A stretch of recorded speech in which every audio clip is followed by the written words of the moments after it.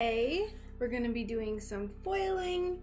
First things first is I want to start working on the foiling for the Oregon custom commission. I started foiling this morning and I got about an hour done. So that's what I want to work on first. I want to do about an hour of foiling for this guy, and then I want to get into some painting as well today. And because I have this fancy boom arm, I can pull y'all in real close and you can see all the details while I'm painting, so that should be pretty neat, hopefully. And then we'll foil some of the other stuff that I have. I worked on planets yesterday, just kind of a little bit of everything. So planets, UFOs, both of the large UFO circles, so we have a lot to do, but we're gonna do it. So we'll go ahead, we'll put this back. We're kind of limited by what I have done so far. So I still have a few pieces that I need to grind for the upper portion of this piece. But I'm just gonna try to do what I can, foil what I can today, and then maybe later tonight I'll finish grinding and finish foiling. Who knows? We'll see. We'll see what happens.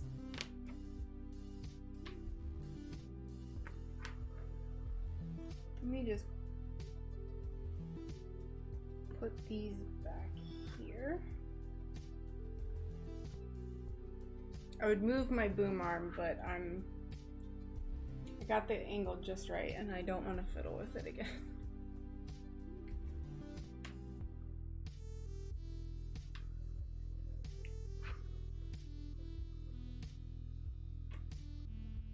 Alright, so I have my dusty cloth and a little bit of water. I already dusted these pieces off. I think we'll dust this off as well. Hopefully I don't need to smooth it out or do anything else with it. I don't think I do though.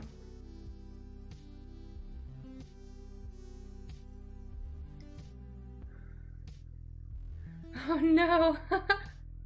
The notification sound. How you doing, Neil? How's it going?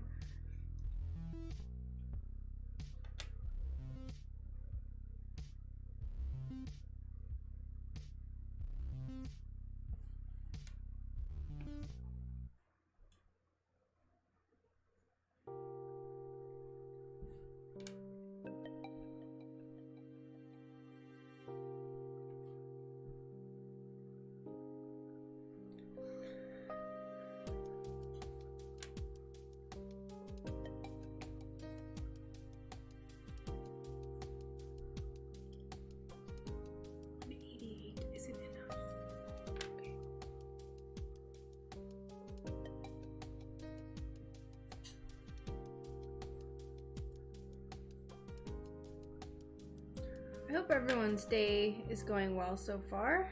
It's Tuesday, right? Yeah. I just went on a bike ride. I got back not too long ago, and that was pretty fun. It's real hot, but it's Florida, so. Very hot here in the UK, but fun with back door open. Almost sat on step 70 style. Nice. What's the temperature looking like where you're at, Neil? Yeah.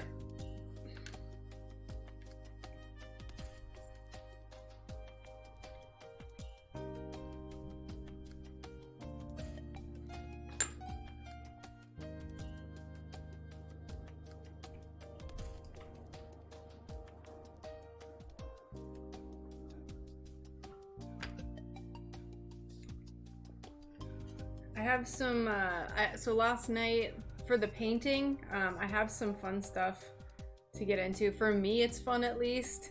I hope it'll be cool for everyone else to see as well. Oh, there it goes. So I have these little honeycomb charms that I'm working on, and they're gonna follow a similar theme to the Feathers of Time. So if you haven't seen the feathers of time, it was some feathers that I made for my last shop update, and they had like kind of, it's like different times of day basically. So I'm kind of emulating that with these honeycombs that I've made. And I already have the beginnings of them drawn up, painted up, I guess, so.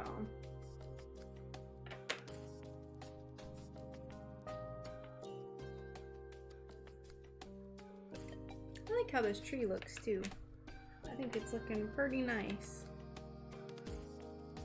How does this fit here?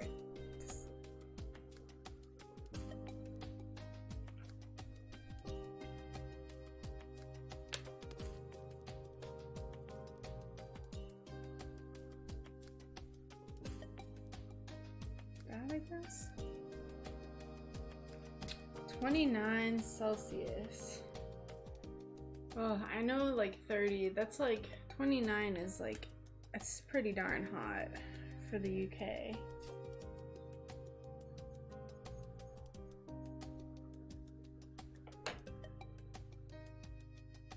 Why is this thing tilted so much? What is it doing?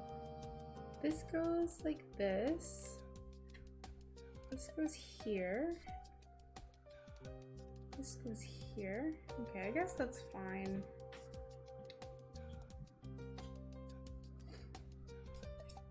I have to keep in mind all of these edges too.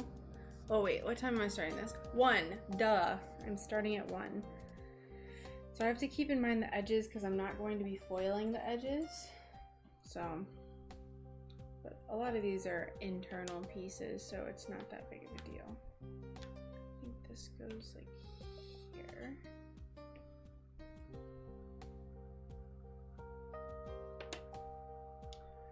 Made a little hardwood chair like those park benches. Was gonna be a 2-level plant holder. Oh, that's cute. Very nice. You're always so busy. Always working on something. Let's just start with this. Let's start with this. And then we'll go from here.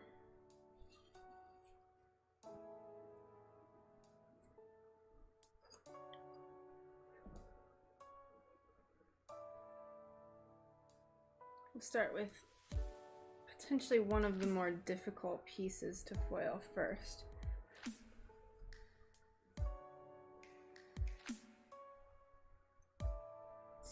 Zoom you out a little bit, there you go. These super concave pieces can be a bit tricky, but you just have to be kind of patient with it. So, a blue sky bird looking at tree. Is that your next project? What is that a description of?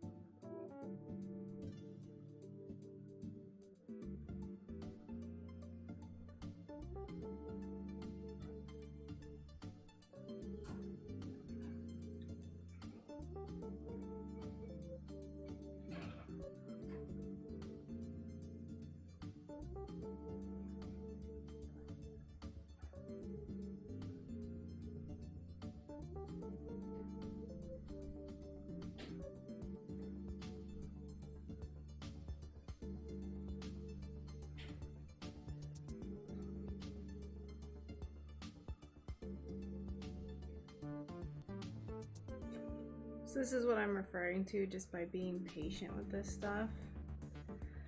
Because you want to try to minimize, yes, the amount of tearing you get from the foil. A little bit is going to happen with these super concave parts, but you can prevent most of it if you just take a deep breath.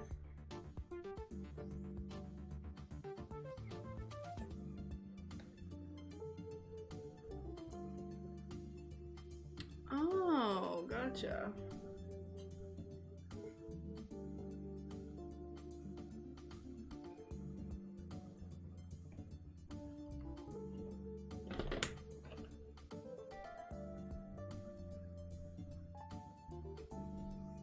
I'm gonna be burnishing as I go too, just because I feel like it makes it go by faster.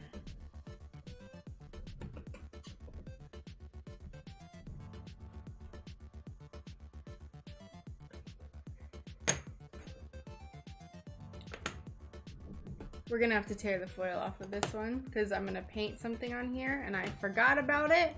My goodness.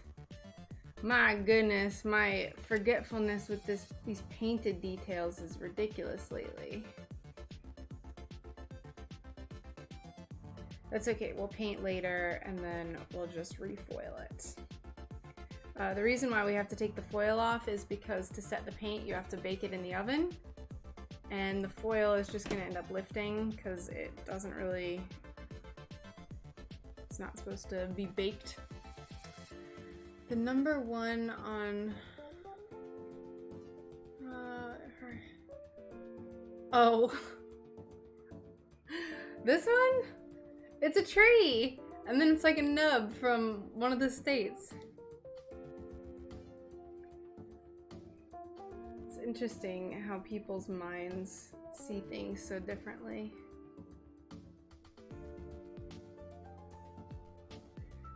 It's like ink blot tests.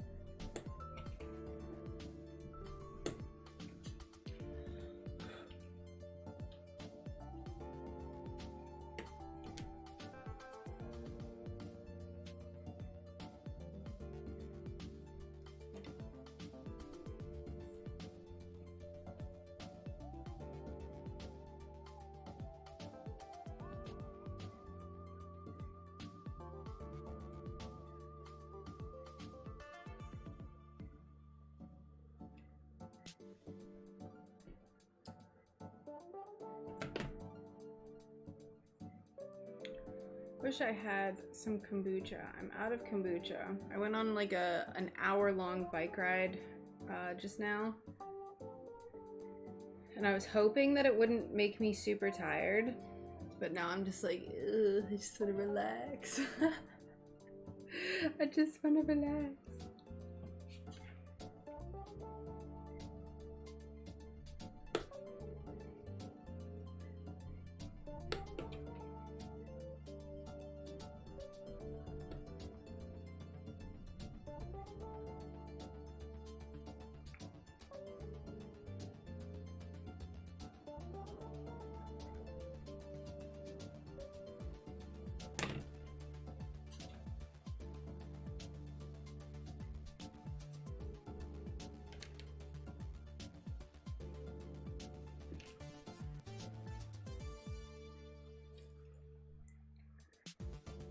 So there's this book that I'm currently listening to, and I think it's my third or fourth time listening to it. I always listen to it right before my shop updates while I'm doing all of my like grinding and stuff. And I want to know if anyone has any good book recommendations, just because like I will never not re-listen to this book. Like I'll probably just listen to it every few months because it's just so good. But if you have any book recommendations, I would love to hear them. No! Metal fence fell on it! Dang. I've had my bike for quite a few years now. I bought it back in college. It's a really nice road bike, and I used to play roller derby, and one of the ladies and her husband were like divorcing, and he was my height, and he was selling his road bike, and so I got this road bike that should have been like $700 for $150, which I was very, very happy about. And then I fixed it up. I put like $150 into it. Oh, I think the first tune-up was $140 to like replace the tires, get it all lubed up and stuff, because I didn't know how to do that yet. And so basically like 300 bucks. Pretty good. And I still have it. I've gotten it tuned up every few years. I'm not as good with it as I should be, but I love that darn bike. Brian's always like, you should get a hybrid bike. I'm like, no, I want to go fast. I do need to get a more comfortable seat though, because the saddle is like, I swear, I feel like it's like this thin. It's so ridiculous. It's like a road bike seat, right? So it's supposed to be speedy. Gulliver's Travel, Road to Avonlea, but the girl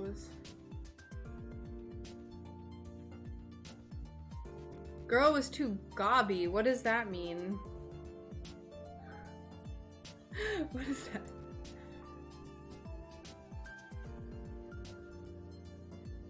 Also, I messed with my camera settings, and there was a setting for color spectrum, and it was on default, and I put it on full color spectrum. It was like super dull, which is what it was on basically. And so I turned it to partial, and now I feel like everything is super bright. So if there's a difference, please let me know. It looked like there was a difference to me, but I don't know.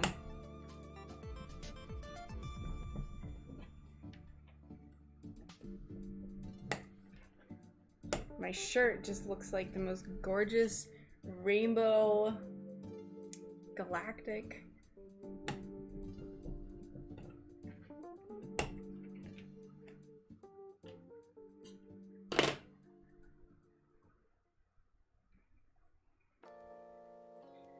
Gulliver's Travels. I'm so bad at like reading the classics.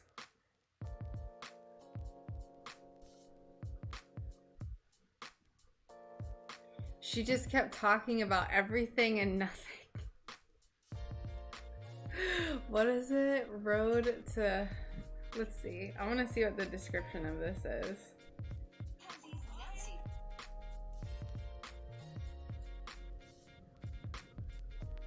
Oh, on the bike trail that I was on, someone had put their like OnlyFans promotional sticker on the park sign, and I was like, it's so trashy. Just stop. Just stop. I looked it up, but it looks like they deleted their OnlyFans. They had a Twitch too, but that one got deleted.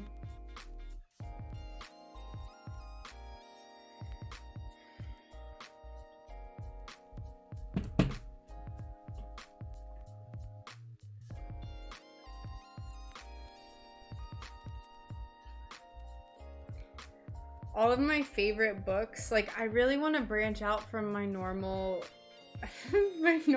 genre, which is like epic fantasy, like with elves and stuff, and then like a romantic subplot, like a love story, not like a raunchy, not like super raunchy, but like a love story. And I have very specific requirements that almost no books can meet the requirements. So I have like 3 books that meet those requirements, and then that's it. That's it.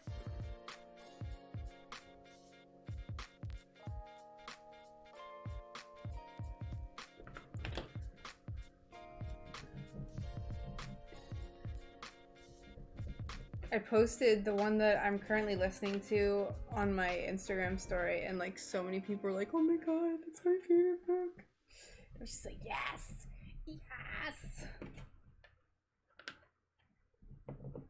I'm not gonna expose myself unless people want to know what I'm reading or listening to.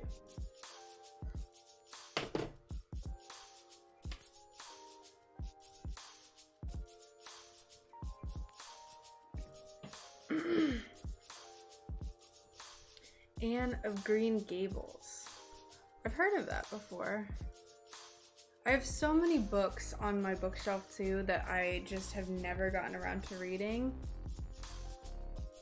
There's this one that I read a while ago, and it's a little bit too young adult for me now because I read this quite a few years ago, but it's called Dark Eden, and it's about this like, I forget what type of ship they were. They were like an explorer ship or something on Earth, and we had space travel, and it was these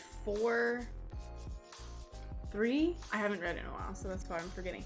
These like 3 people on this ship that I think they're like running away from like space police or something, and they crash land on a planet and they can't get back to their ship. Like all of their like communications are down. So then somehow one of them ends up taking like an emergency pod or something back to the ship after they crash land. They never hear from them again. So it's just these 2 people stuck on this planet that like hate each other, but they end up populating this planet, and there's all these weird genetic defects that everyone has. This is like 200 years after this happens. And there's like, the population is like 500 or something, and it's kind of interesting. The author, like, they incorporated aspects of like basically like the game of telephone, where like these people had sayings that they didn't even understand what the purpose of the sayings were, and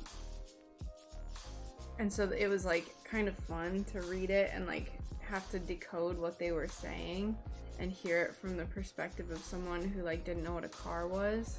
But it's like this really weird alien planet where there's no sun, which from the get-go you're like, that's not possible because you need vitamin D. But there's no sun, and there's just these like hydrothermal vents and like these trees that are like coming from deep in the ground. I don't know. It's kind of cool though. That used to be one of my favorite books just because I really loved the setting.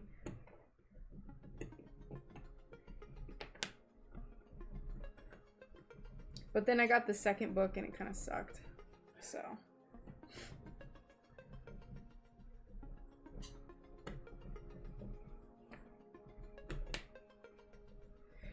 Kinda sucked.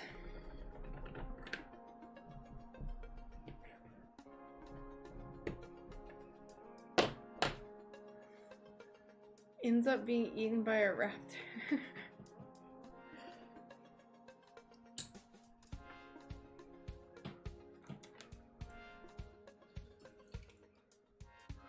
Trying to think of some of my other favorites that I can actually like describe the plot to and not like have my cheeks blush.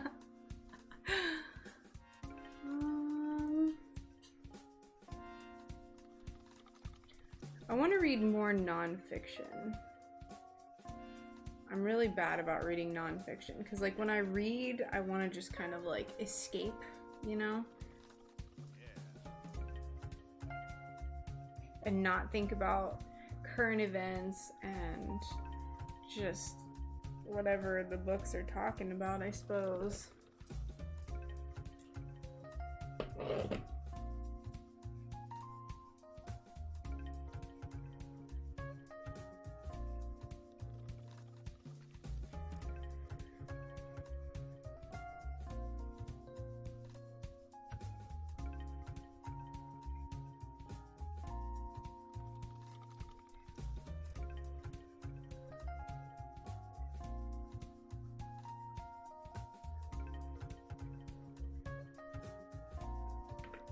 There was one really disappointing book that I got from the bookstore. I couldn't even tell you what it's called, but basically the plot was like dinosaur warriors, basically. They weren't dinosaurs, they were like people that rode dinosaurs. Like they had dinosaurs as like companions, basically, so they could like have them in war. And it was I bought it, and it was one of the most poorly written books I had ever read.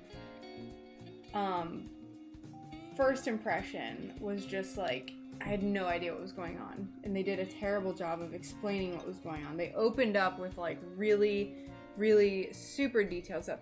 1984, I have read about half of that. I need to read more of 1984. Rainbow Six, Tokyo Bay, Killer Elite. Rainbow Six, what is Rainbow Six?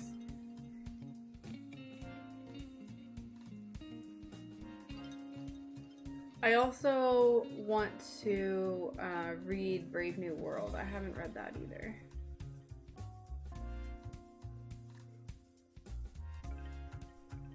Oh, is this like war stuff? Techno thriller. Interesting.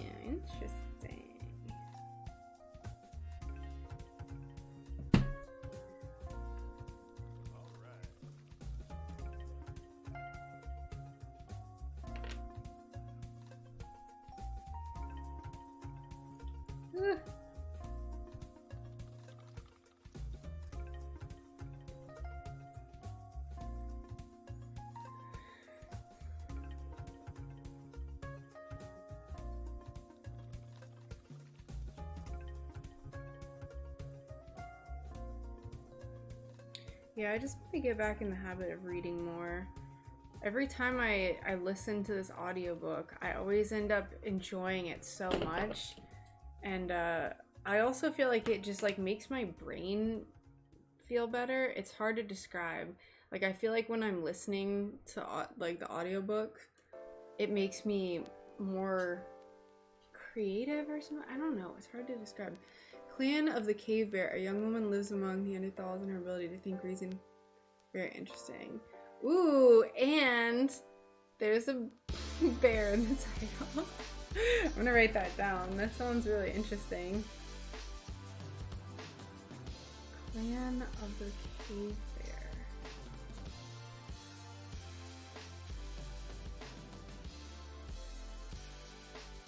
Ooh, I like the cover too. Epic work of prehistoric fiction.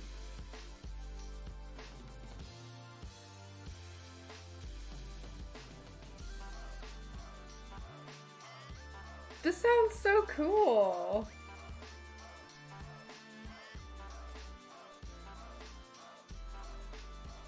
That's awesome. I'm definitely want to read this. This has really good reviews too. Hell yeah.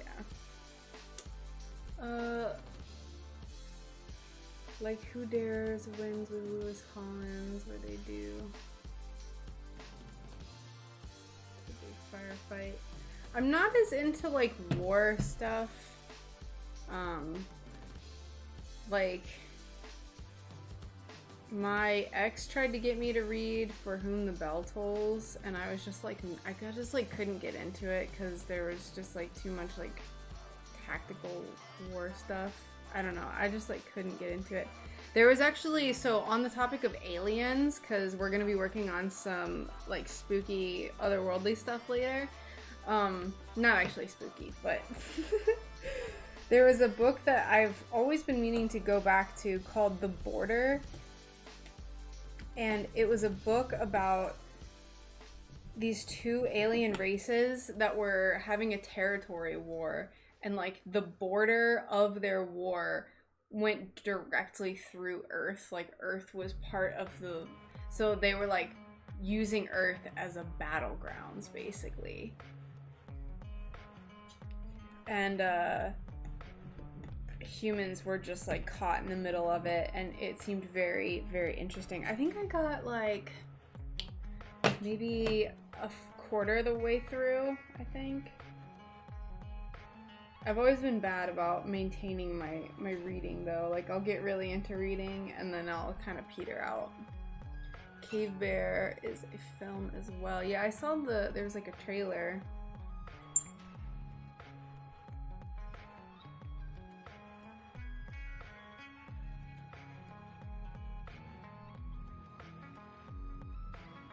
I'm actually really excited about this.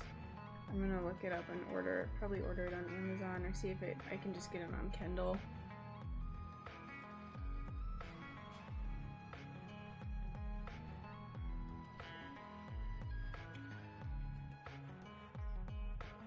I used to have Kindle Unlimited, but I just wasn't reading enough, so... And like, Kindle Unlimited is just like, mostly romance novels. Fire in the Sky, Travis Walton.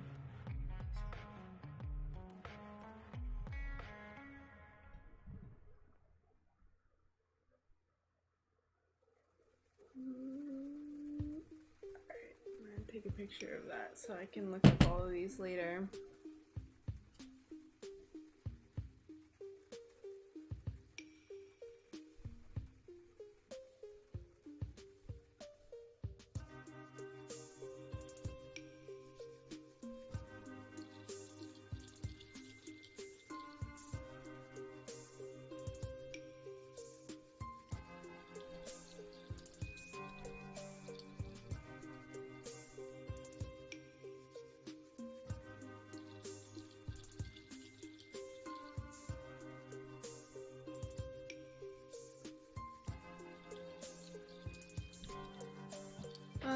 Roswell, Crash It, Korean Art, Alien Films, and Books. That's what I think. I want to read more alien books. I'm not super into sci-fi. Like if I do any sort of like fiction, I prefer fantasy. Like elves and stuff and fairies. That's my bread and butter right there. That's my bread and butter. For some reason, Beauty and the Beast spin-offs are like one of the most popular types of books that exist in like the fantasy, like Kindle Unlimited genre of books. I swear there's so many that they're like this retelling of Beauty and the Beast, and I'm like, it's over, stop. You've exhausted the Beauty and the Beast thing. It's exhausted. So many books are like that.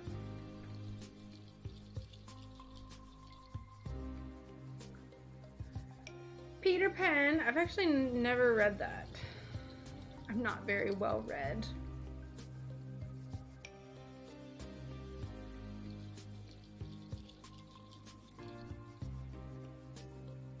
I might have to go take my contacts out because they're kind of frustrating to try to foil with right now.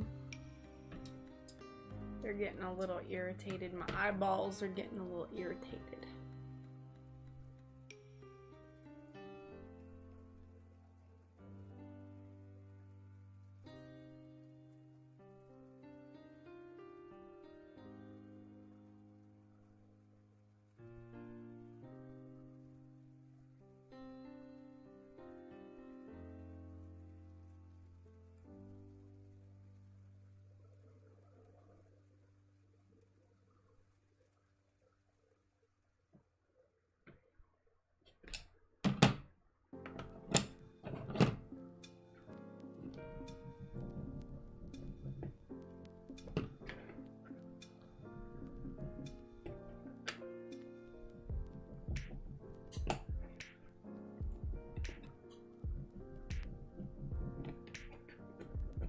Alright, I'm gonna go put my glasses on because these contacts are killing me. So I will be right back. Give me just a few moments.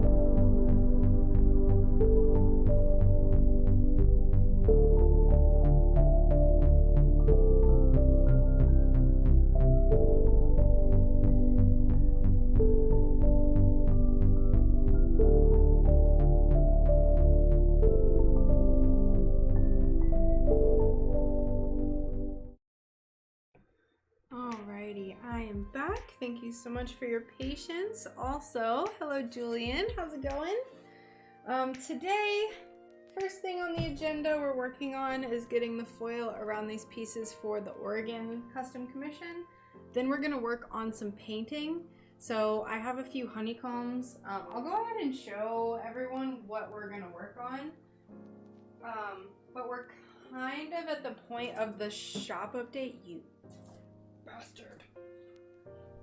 We're kind of at the point of the shop update where we're just foiling. Because I basically smoothed everything out the other day. Oh my lord, it's carnage. Everything fell. Everything fell. Alright, as long as it falls towards the mat. So, this is one of the things that I painted last night. I hope you can see it. But there's like clouds and stars and a little moon. So I have 4 of these total that I'll be doing. I haven't decided what I'm gonna do for this color. This is just gonna have some stars. It's like a pink and purple. This is darker purple and it's gonna have a shooting star. And then this is just gonna be like deep space and they're all gonna look like this. Nice. Time warp. So this is basically like the main thing we're gonna be painting later, and I'm gonna pull the camera like down in here. That way y'all can see it, but for right now it's up here.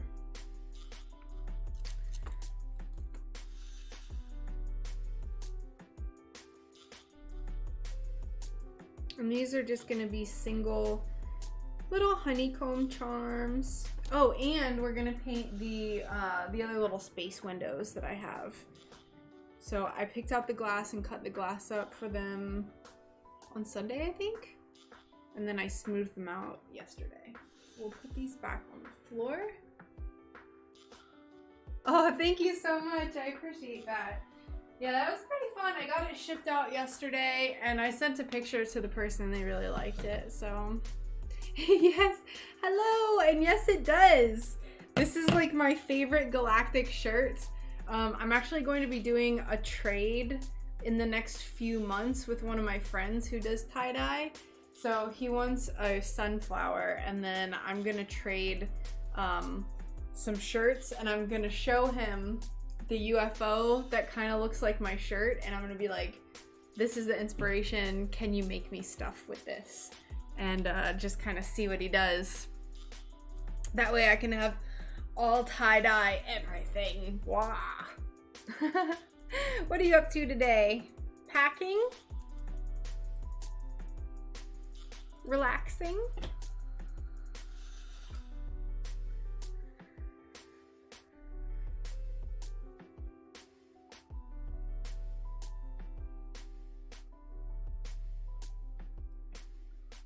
But unfortunately, we're just gonna be foiling for about another 30 minutes. This needs to be done by Friday, so I'm just trying to be really consistent with my progress on it. So I already did an hour foiling for this morning, and I just wanna knock it out. Knock it out.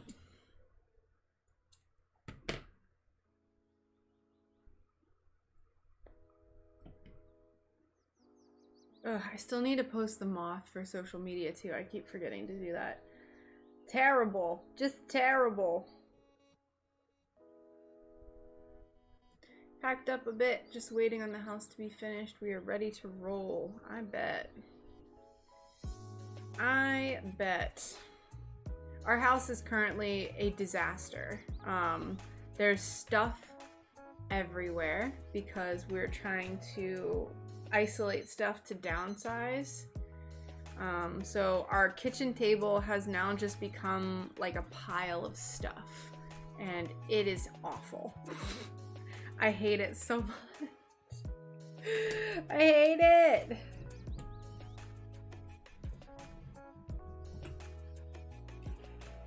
But it's not gonna be forever.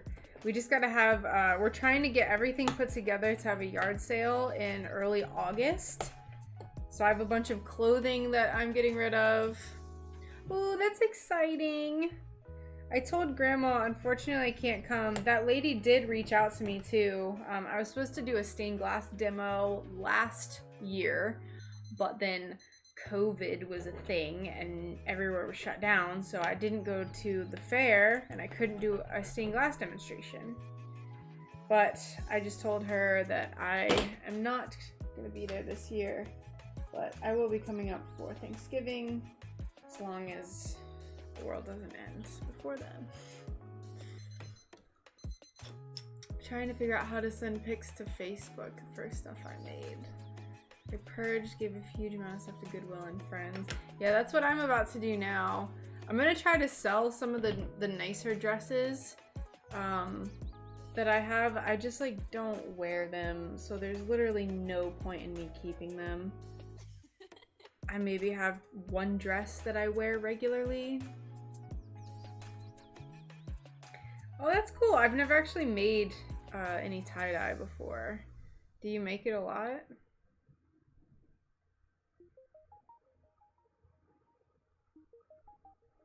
My friend is absolutely like he's been crazy with the stuff that he's been putting out. Let me get the link so y'all can check out his stuff. He's a biochemist. Like he has his master's in biochemistry and he does cancer research. And then he's like super cool and does tie-dye on the side. So he's really cool. Let's see. He's also a really chill person. One of the nicest people I've ever had the privilege to be friends with. And he's the first one that came up. So I'll pop his Instagram in the chat if y'all want to go give him a follow.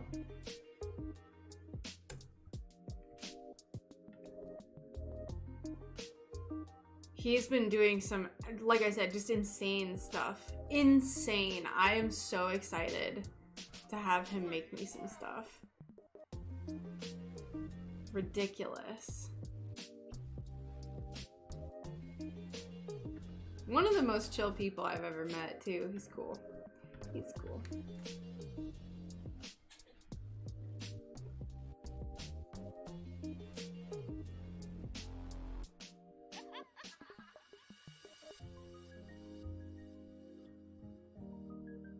I think he said that he's trying to find a job so he can live out of his van or live out of a van and be like live nomadically.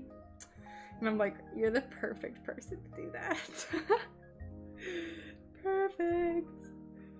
I don't know what y'all think, but I think that's pretty.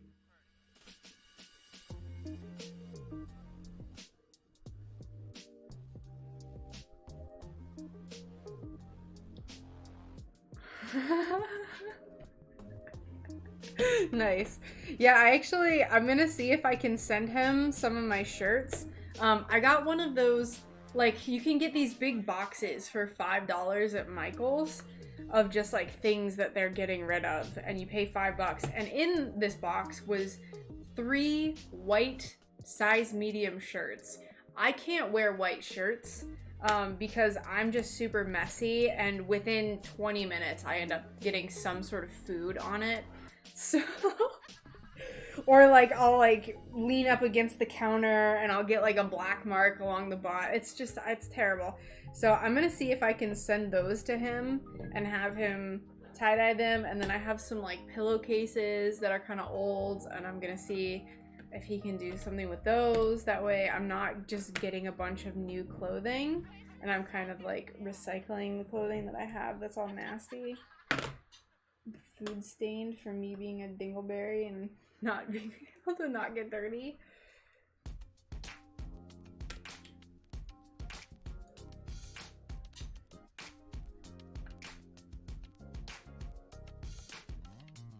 So we're gonna paint today, and there's also I have to finish the feather that we started the other day. I didn't revisit it, so I might plan and cut the glass for that today as well. We'll just kind of see where the day takes us. Like I said, we're just gonna follow our hearts today.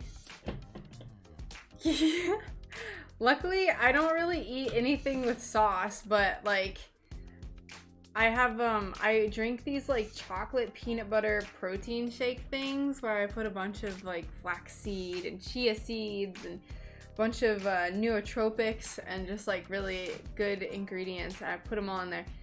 But I always somehow magically get like a drop of chocolate like right here. It's so bad. I'll be trying so hard and then it'll happen and I'm just like, there it is. And then I look scrubby for the rest of the day.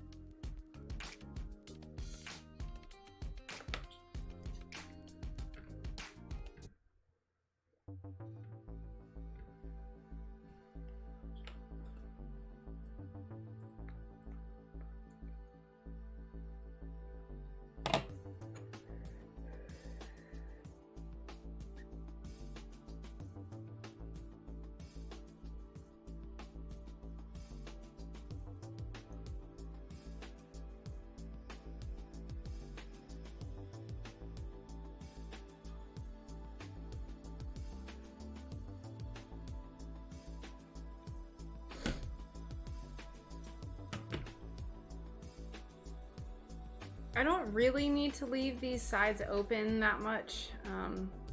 The foil the lead came I'm gonna be using is super thick, so it'll perfectly cover, even like if there is foil on it, it would cover it, but it's just kind of like, just to remove the headache of having to cut down the foil later, just in case it doesn't cover it.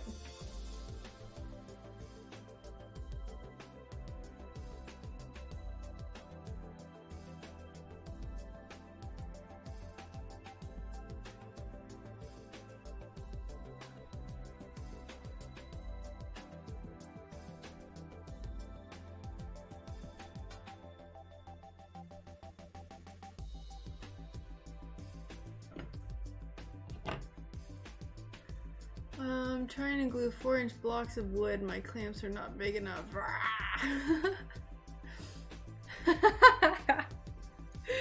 Yes, that's my problem. The answer will always be some mixture of peanut butter, but you know, it'll be even more obvious if I wear a white shirt. But yeah, so I'm gonna see if he'll trade me for all of that. I have quite a few white shirts. Pillowcases, like I said, I have some washcloths, just like old things that I don't want to be boring anymore. Bring some life back to them.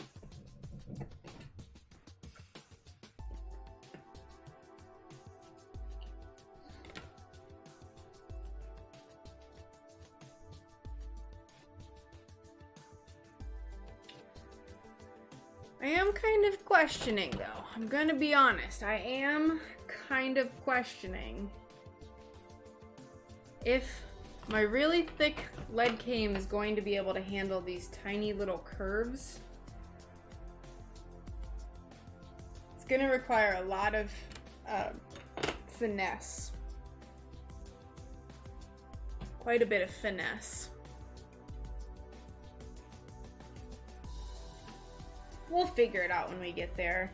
I could also, very well, could also use this super thin lead cane, although it doesn't add much structurally, and it's very subtle compared to the other one, but I doubt I'll end up using this. But it would be preferred to get all the little curvy bits.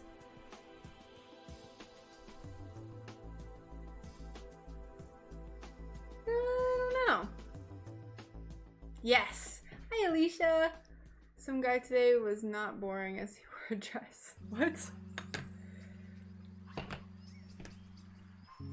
He wanted to stay cool. It's nice. Dresses are nice and flowy. But yes, this is the Oregon piece. I'm going to be foiling for maybe about another 10 minutes here, and then we're going to switch it up to some painting. just because, I don't know. I feel like I can only foil for so long. People can only watch me foil for so long before it's like, all right, girl, you've been doing this for a while now. So we'll paint some of my little space honeycombs charms.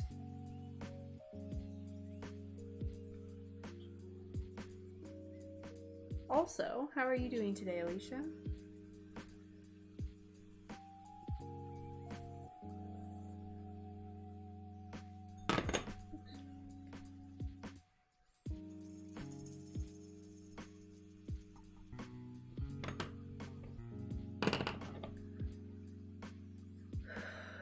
Who's the guy on MASH who did that to be kicked out? I have no idea. None. Not a clue. When MASH used to come on, I was a kid. I would always just be like, and I would turn it off. I forget what I would watch before MASH, but when MASH would come on, I'd be like, alright, I guess I just have to go do something else now. Oh, I gotcha. Well, I hope your day is okay, Alicia.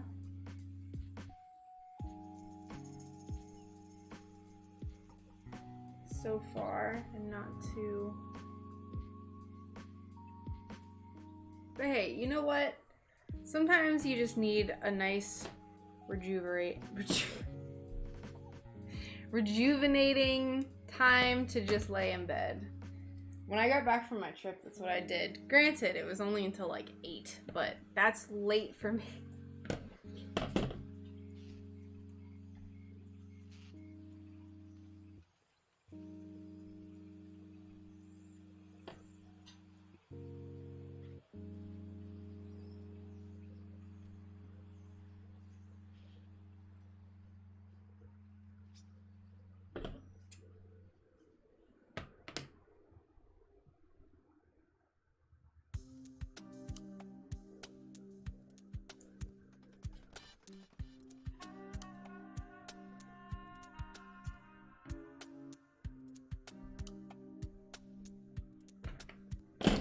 Do you have any plans for today then, Alicia? Or are you just gonna kind of relax? Are you gonna work on any stained glass projects?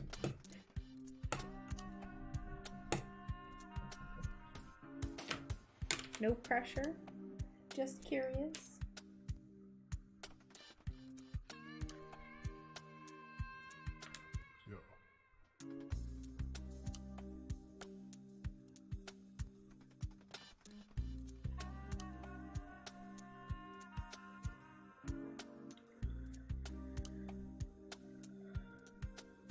Jamie Farr Klinger was his character. There you go. Someone who knows. Someone who knows things.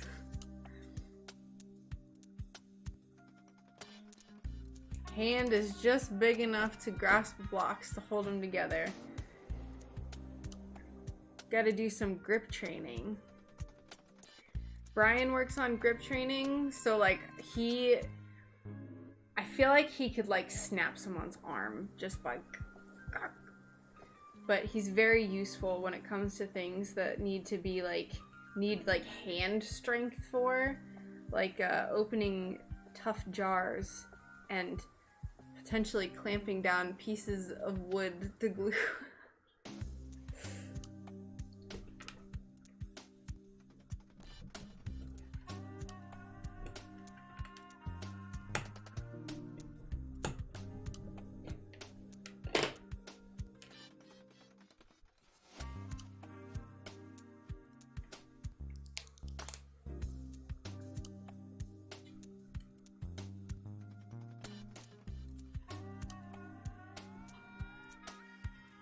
No plans.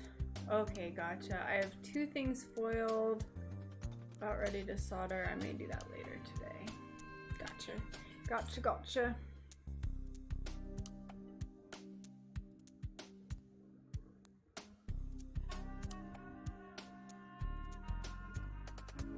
Ice cream. Hey, thank you so much for the ice cream. Appreciate it. How's everything going up there in Canada, by the way? You said you were from, where did you say? Ontario? Yes. How's Ontario doing? Hey, Rachel. That's so weird to say. My name is Rachel. How's it going?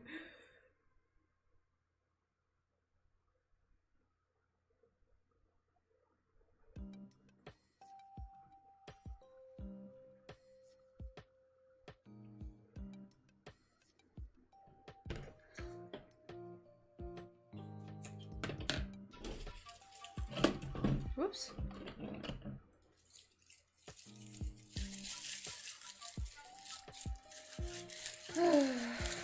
I want to get all of these pieces foiled, and then we're gonna paint this one. We can do it. It's taken a little longer than an hour, but that's okay.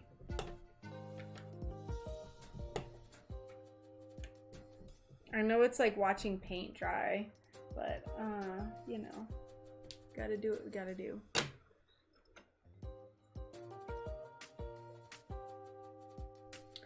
Organizing spree. Ooh, I'm jealous.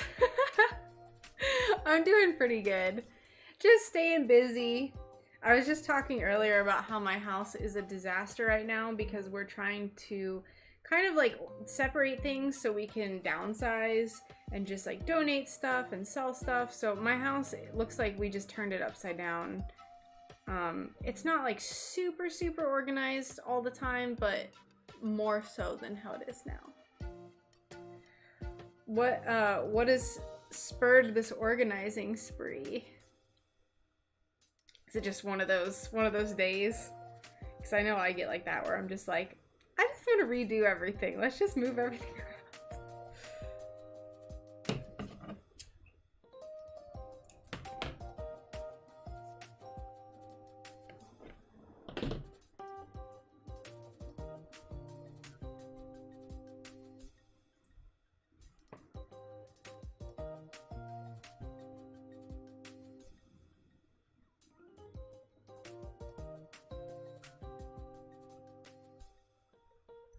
Whew, hate it. I've been watching Hot Mess House. She has a YouTube channel. Oh, I was on clean TikTok for a while and I ended up, it always inspired me. Goes by Clutterbug. I'll have to check it out then. Although, to be honest, I probably won't do any cleaning or organizing until after my shop update, just because that's just usually how my workflow goes. Everything gets really messy, my house gets dirty, and then after my shop updates and after I get everything shipped out, then I like take a breath, do some cleaning. It's great.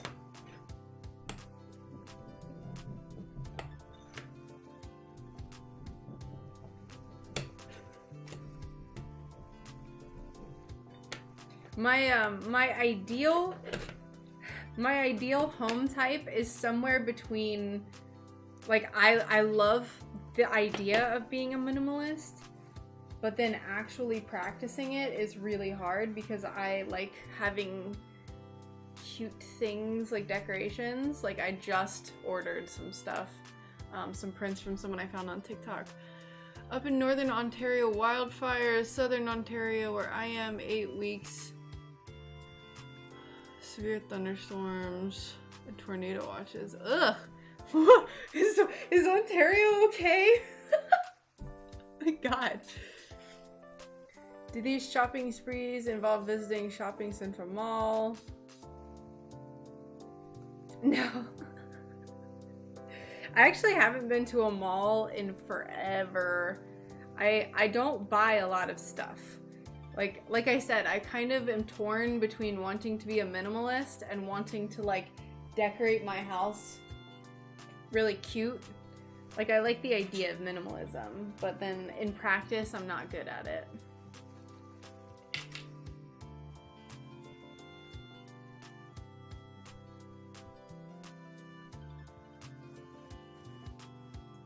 But yeah, like, I found an artist on TikTok.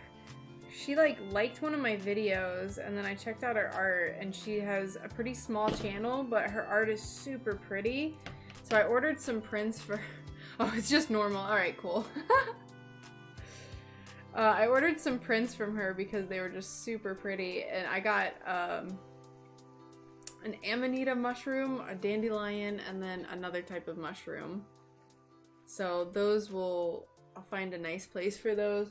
Probably somewhere in my like forest desk area.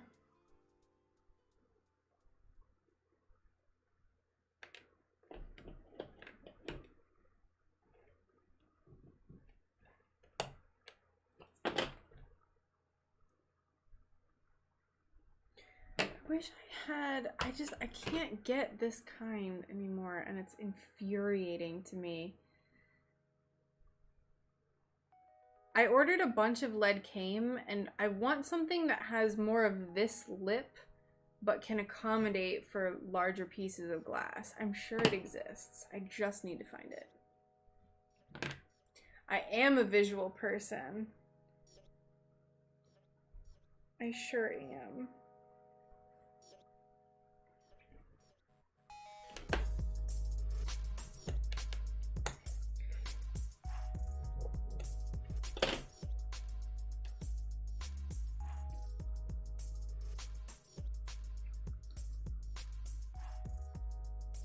Now, I forget, I think you've been in the chat before, Rachel. Do you do stained glass or any sort of art things? I'm sorry if I don't recall if we've discussed it before.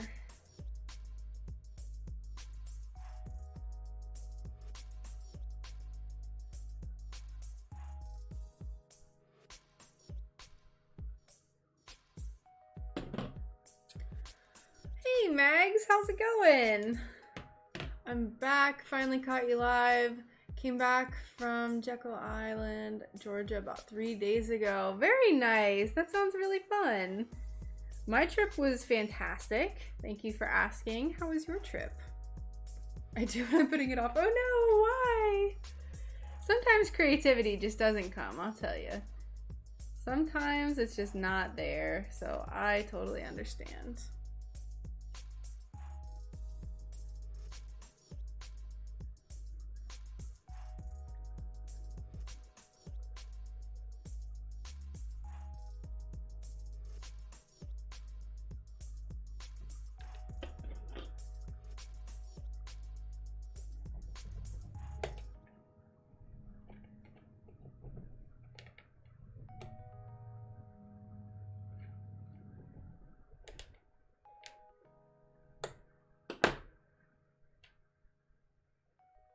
Oh my gosh, I stole so many pieces.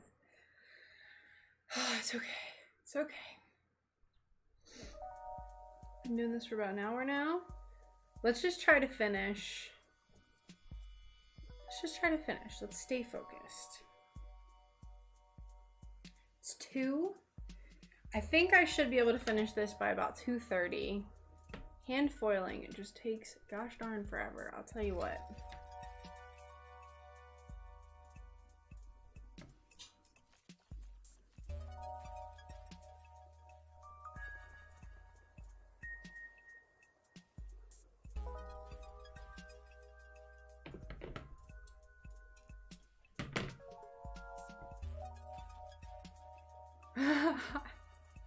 Was it hotter than Florida? Did you guys just go up there for like a little vacation, or were you seeing family?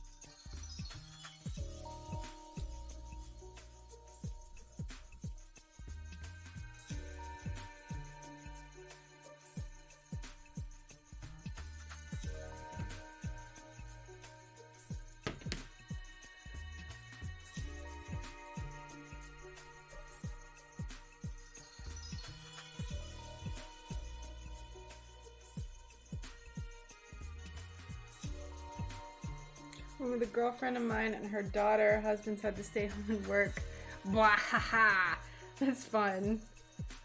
That sounds like a blast. Did you guys drive up or did you fly?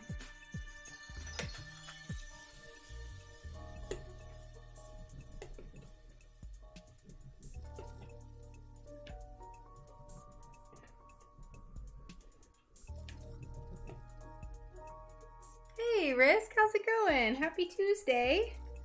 How's your day going so far? Drove up. Nice. That's like the only way that I'll travel at this point. I refuse to fly. I already didn't like it, and now I just feel like I would not like it even more. So...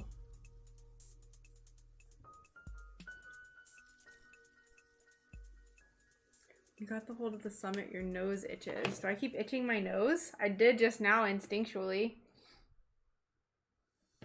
Oh, is that something that happens when you climb, Neil? When you hike? I didn't know if you're talking about me touching parts of the glass or something.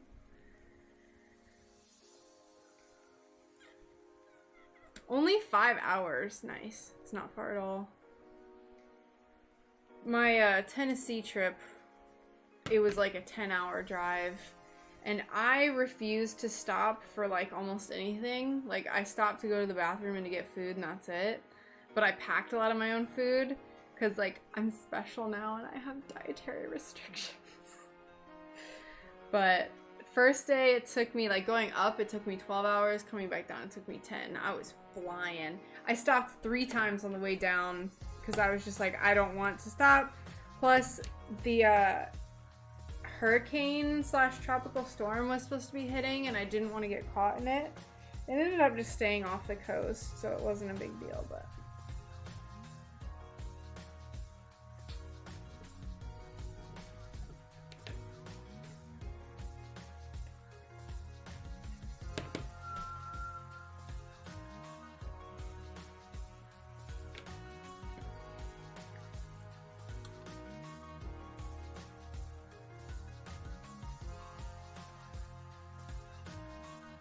oh no! Not bad at all. Hanging out at the airport waiting for a connection. As soon as I'm like, I hate flying. They have nuts on Clark here, so I'm eating my weight. And sugared almonds. Ooh! Oh my gosh. Candied pecans are absolutely my weakness. Not that I needed it, but got an Inland Wizard. That's the bigger one for $40. Ooh, very nice. That's a steal. That is a gosh darn steal.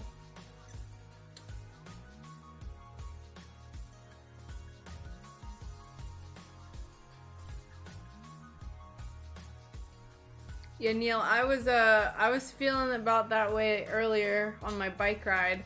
I left at 11:15, and the trail that we have close to us, I can just bike to it. Ooh, it's hot. Part of the trail is shaded, so it's not too bad, but there is a big part of it that's very open to the sun. Hey Annie, how's it going? You're not lazy, Alicia. You're fine.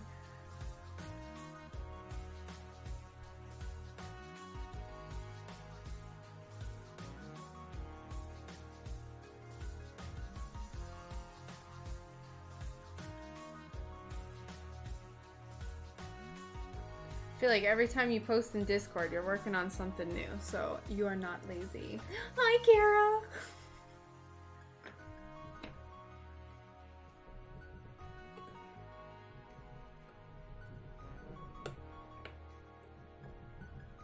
I honestly can't remember the last time that I just took the day off and did absolutely nothing all day. I know it's happened, like maybe a few months ago, where I just like made the decision that I was just gonna take the day off and then I just played Switch all day. Hasn't happened in a while. They're good to have sparingly though. Alright, let's get these tiny pieces out of the way. How tightly packed in does the copper foil need to be? It needs to be pretty smoothed out. There's a kind of a joke that I saw on the website that I order my supplies from, and it was like, the foil does not need to oh, I'm terrible at quoting things. It doesn't need to be burnished so much as to form a molecular bond with the glass, but just enough to get the wrinkles out. Whereas I feel like when I burnish, I'm just like, and it is like bonding to the glass. So you basically just want to have all the wrinkles out. That way there's no way that the flux can get under the foil and cause it to lift whenever you're soldering. But you don't have to be as crazy as how I burnish. For me, it's like every wrinkle must be eradicated. Also, hello Coyote, how's it going?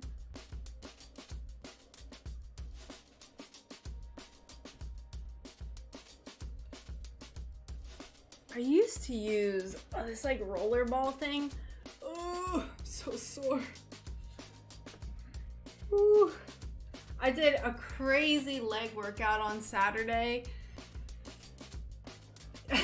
Yeah, me too, Risk, me too. I don't even care. I get that thing so smoothed out, it just doesn't even make sense. There's a certain amount where there's only so much you can do. You're not going to be able to get some of the wrinkles out, but man, do I try. I used to be like you and never wanted to stop on the road, but then my husband showed me that sometimes you'll find gyms going the road less traveled by. I like that.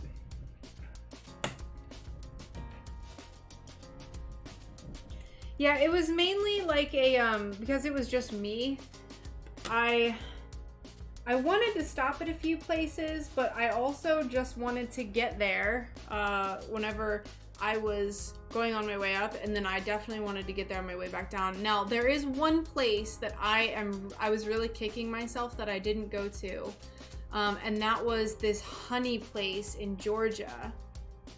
It was like right on the border of Georgia and Tennessee, and North Carolina and Georgia.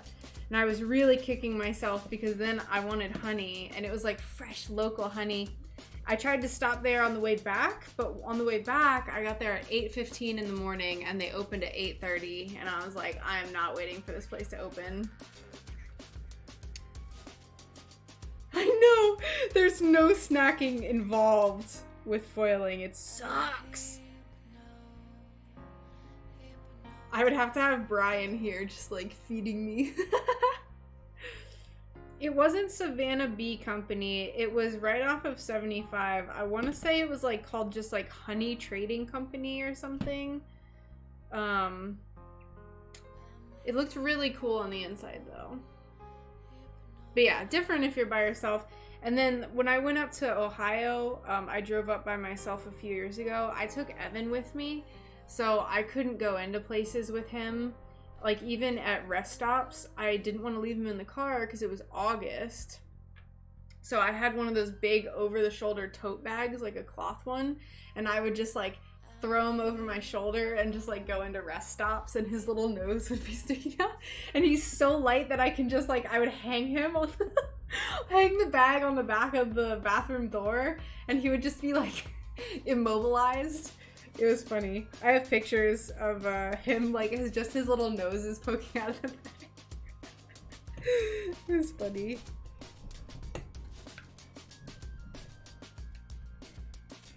I'll have to look for those pictures because those were the funniest pictures. You could see, like, his little feet, like, pointing at the bottom of the bag.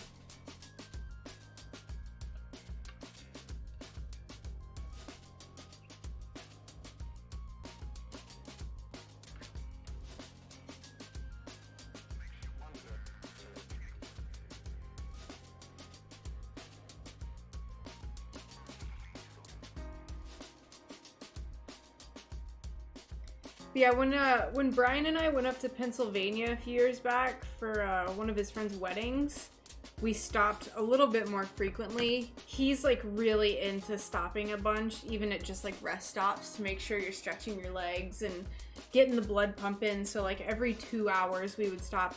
When it's just me,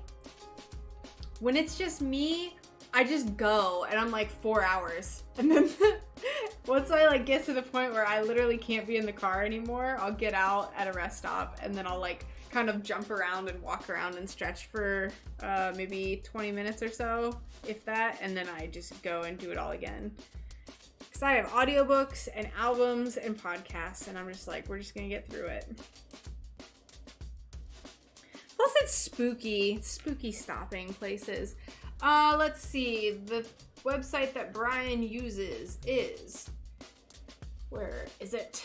Nutrition, self-data, nutritiondata.self.com. Here we go. Yeah. Boop.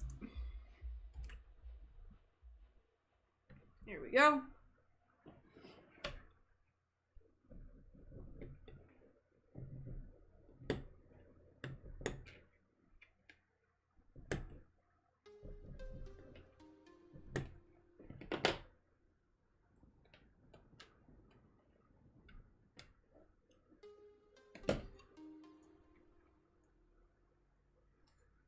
Yes, of course. You are welcome.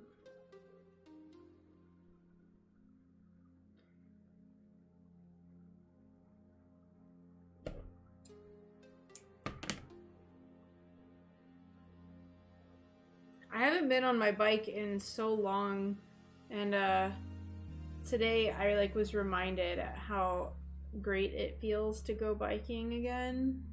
Arnor! Hi Kuma, how are you doing? What are you up to today?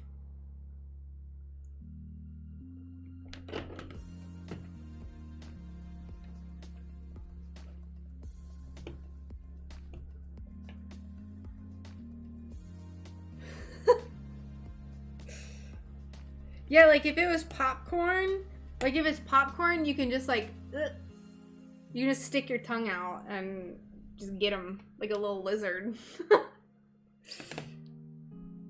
I don't know about regular chips though.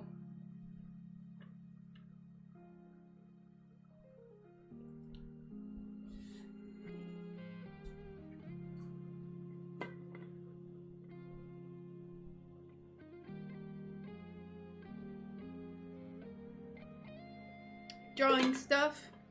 Nice. Are you working on commissions right now, Kuma?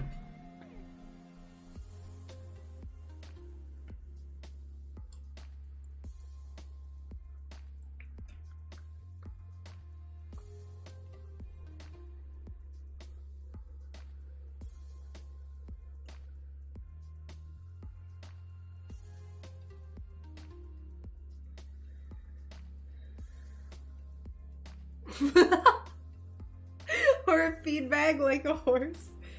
There you go. See, there's plenty of ways that you can eat while you're foiling. You just gotta think outside the box.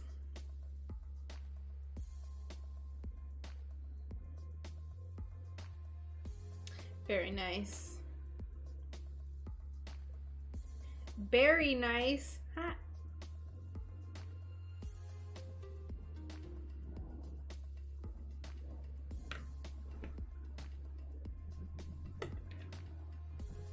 I'll always feel equal parts of pride and shame when I say bear puns.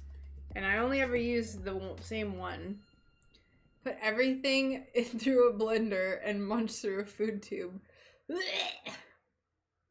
I just did. Me saying that I went on a little bike ride reminded me that I am really thirsty right now. So I just took my little drinky poo. We're gonna hydrate. I almost put my stream title as hydrate before you dihydrate because my friend has been trying to stay hydrated recently. And I knew she would stop in and see the title. Hydrate before you dihydrate.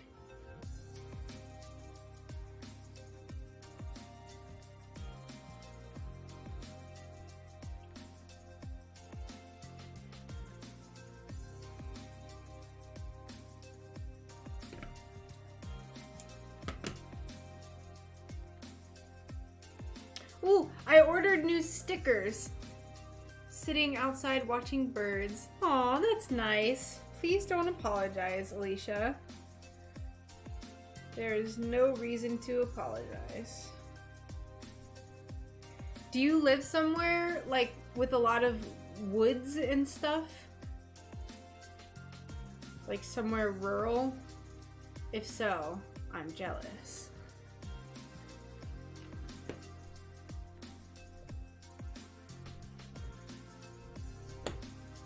I'm in the gosh darn heart of the city. Not really the heart, but like there's a lot of houses around me, so.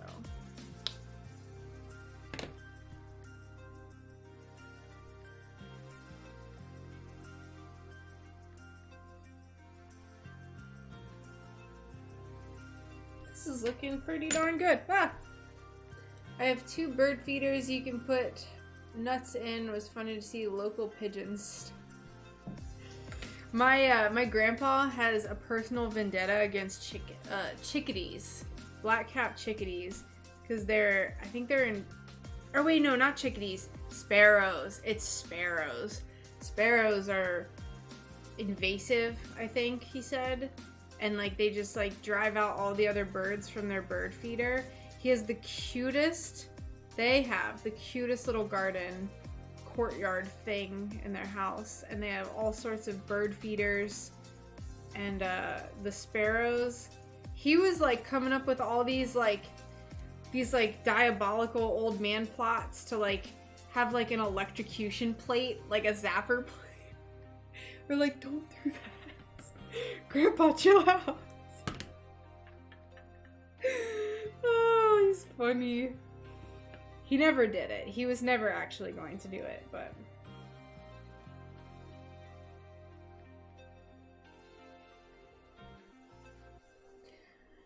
I live on the edge of city limits. It's not a large city to start with. There's a lot of trees behind me. Ooh, very nice.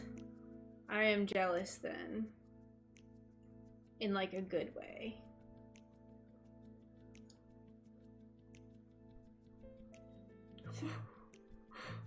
Julian, what is that?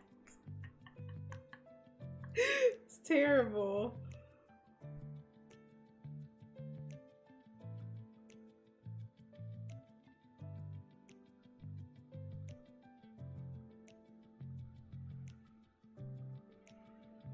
Tons of chickadees and cardinals, a few tufted titmouse, hummingbirds, painted buntings. Love it. We don't have a lot of birds here. I see cardinals pretty regularly. A few different types of birds that I'm not familiar with. I've seen bluebirds like once or twice here before. I had a, my grandpa is awesome. I'm glad that you also love him. My grandpa is very cool. I wish I had some of his, I wish I had a bird carving of his. Baby doves are new this year. Oh, it's cute. I wonder if he would give me one of his bird carvings. Maybe if I pressure him to make me something. I think he's gotten really, really lazy about his art. And I don't think we have any pictures of stuff, but I would love to have one of the carved birds he does. Because I know I talked about it last time, but he carves the like individual filaments of each feather. So he kind of starts with like a base from my understanding, and he'll carve the feathers that are really close to the body into the main base, and then he'll carve each individual feather that's like its own piece of wood, and then he like glues it on and he builds it up, and it's just absolute insanity. It definitely feels like something that I would do, and I want him to like teach me how to do that. I don't really want to do these little pieces right now, so I'm gonna just put them back on here, and then I'll do these later. I want to move on to painting because I had a really fun time with painting. I would say just over half of this foiled already, So that's pretty good. You can see right there we have a good amount of it foiled. Pretty stoked about that right there. Close by the country, but about 11 miles from the coast with dunes, a river nearby. Sometimes you see seals, pigeons, herring gulls. They eye you when you eat.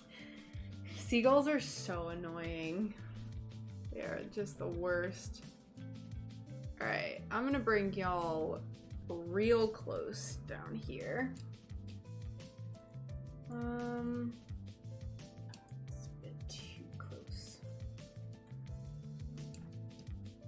Can I pull this closer to me? Yeah.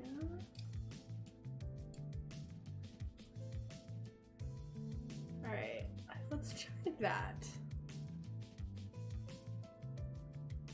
Oh, thank you. I felt like you would probably really like it, Risk. I think the blue glass looks really nice, and I think it'll just overall end up being kind of neat. I hope it's a really good reminder of Oregon for them. Hi, John. How's it going? We're just setting up to do some very tedious little paintings. That looks pretty good with lighting, I would say. I wish that this was like right. This was a little higher.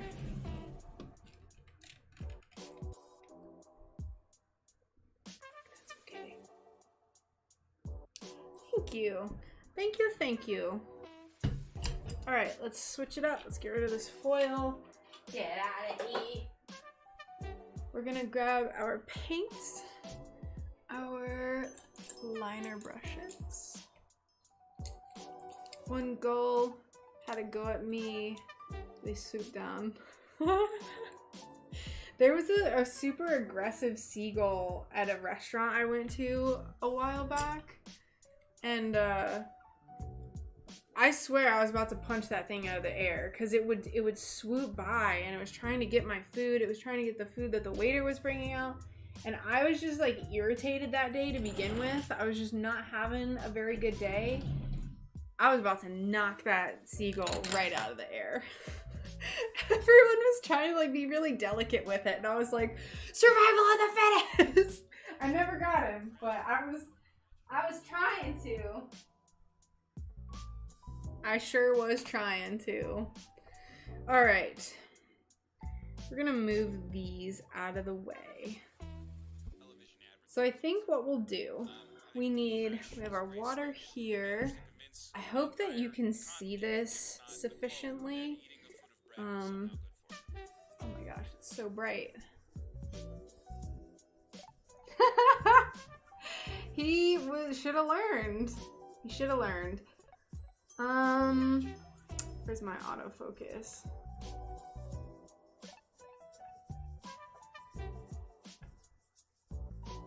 I hope that, let's see if this like freaks out. So here's a little honeycomb I did last night. Oh my god. Focus! Focus!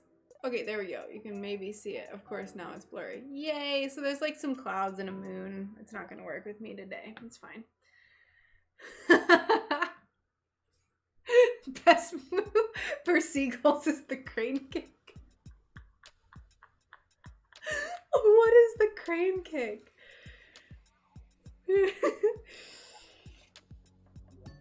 I still have to figure out what I want to put for this glass. So this is like kind of white. This is like a light periwinkle. I think the colors are actually coming up pretty good. Pink, purple, and then blue.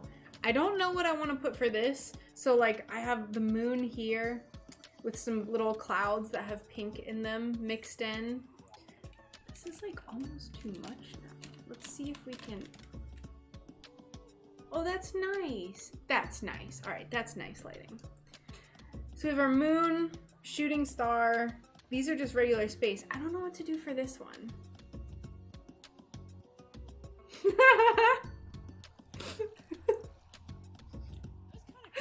Post posted a picture of a painted bunting from earlier this year and a pic of my dogs so you can see behind our house. Nice lighting. Pro stream, thanks Risk. I want to see this bird and let me see your backyard. I love seeing people if they have like nice backyards and like super wooded backyards. It's my favorite. I'm so nosy. Just so nosy. Man, Discord on my phone has been being a turd lately. It like won't load. Paint. We need the paint. I took my headphones off and I never actually went to get the paint. We need white, black, and red. And this black. Yes. We need napkins with paint. 1 napkin.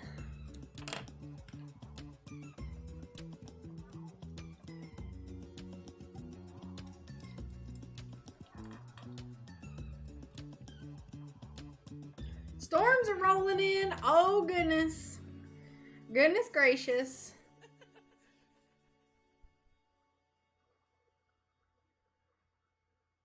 I'm gonna keep these off to the side. Oh, that's perfect. You can see them over here.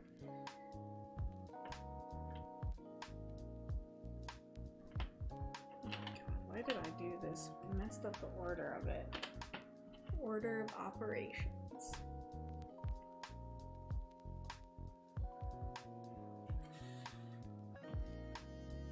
All right, now when I do this, I really like get all up in its business. So I'm hoping I can do this without getting in the camera or hitting it with my head. Oh, you can kind of see. All right, I'm gonna try my hardest. That was a test. That was a test. A testy poo there.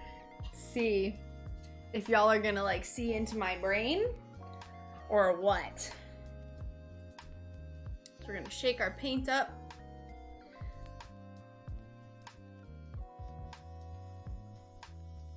Hold on. Hold on. I feel like this is really testing the limits of these springs. That's not bad. It's a little bit out of my way, which is nicer. So let's stack these up. There's not going to be a whole lot of variation in the designs. That's why I did these like test designs yesterday. I really like this one. What are we gonna do for this? So what did we do for our feathers of time? Let's see. I did a shooting star. Y'all are gonna come with me onto my Instagram. Feathers of time. 2 of them I didn't even paint on, so that's kind of lame. We did our crescent moon for that one. Deep space.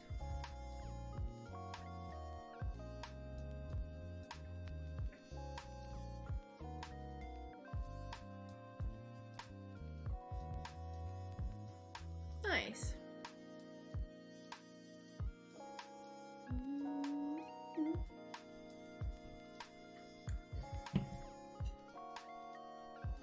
What do I want to do for this guy?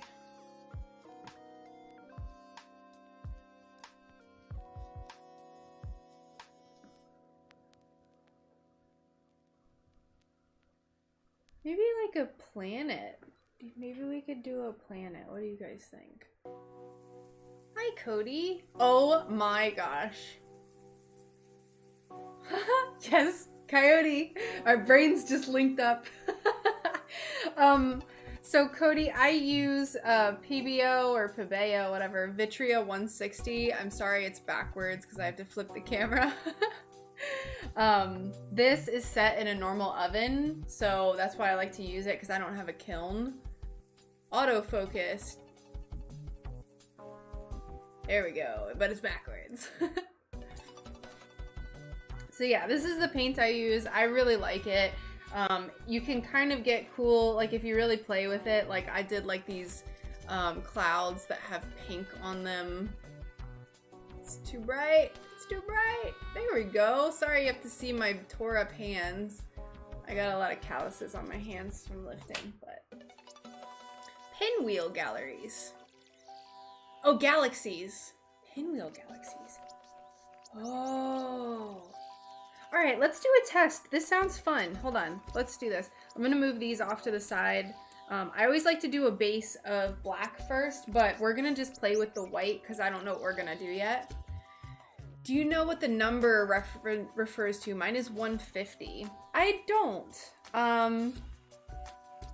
This is transparent color for glass, and mine is glossy. Mine is glossy, so maybe, like, do you have a matte version, Dan? Because I know that they also make matte versions. But all of mine I get are glossy, which isn't, it doesn't really matter, honestly.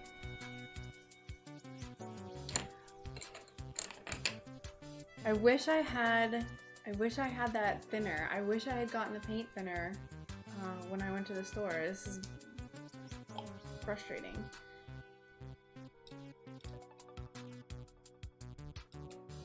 Hold on. Let's try it. Ooh.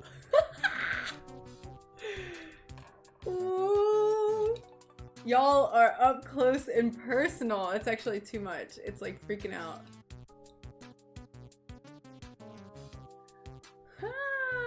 If it gets weird and like autofocusy, let me know and I'll try to fix it. So let's, I like the idea of a planet. Let's look up some like cutesy space references. Yes, today is Space Day.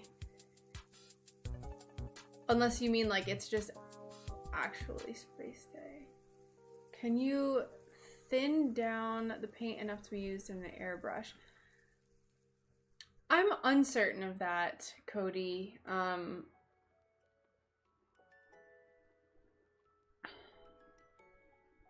I don't know.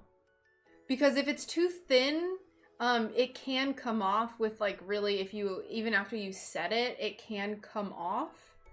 If you like rub it hard enough with the polishing thing. The 150 is for like ceramics, the 160 is for glass. Oh. Gotcha.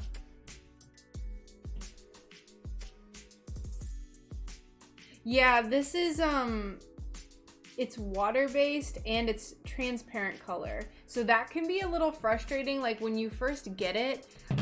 So let me show you a little demonstration of, this is a black that I just got and this is a black that I've had for a year. So it's kind of like thickened.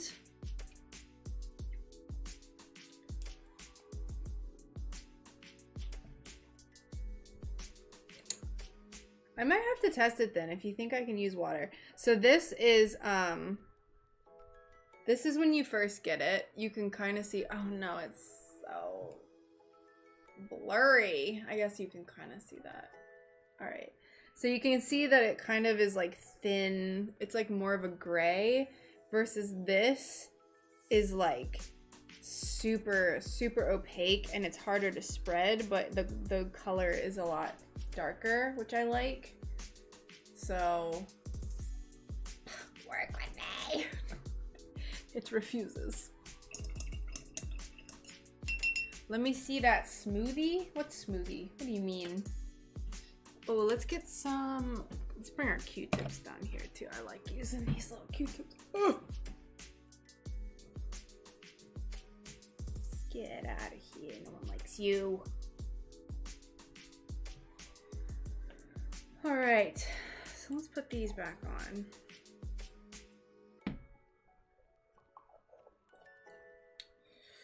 So let's see. Pastel space scene.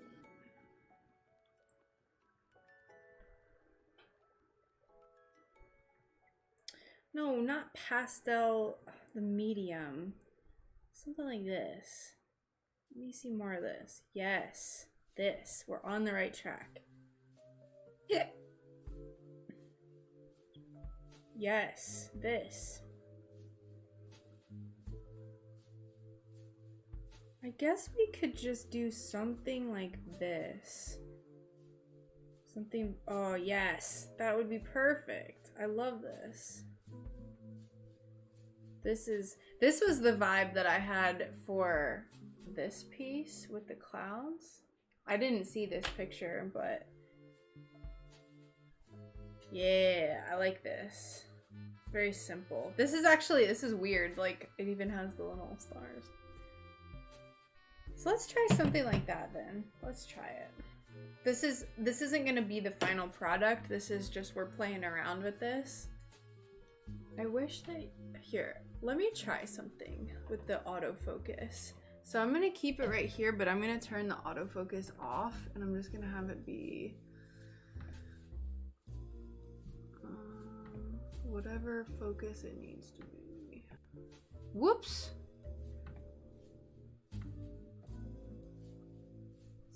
Camera control, focus, turn autofocus on. Nope, nope. Alright, I think that's good.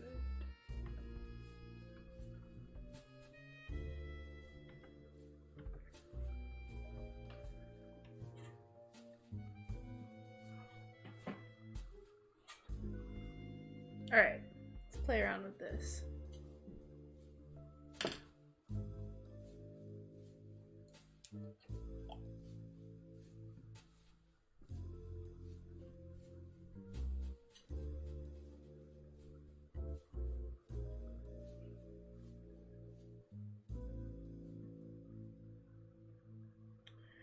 Thinking maybe I like the idea of doing like some clouds down here, like having this one be cloudy too, a little alien planet.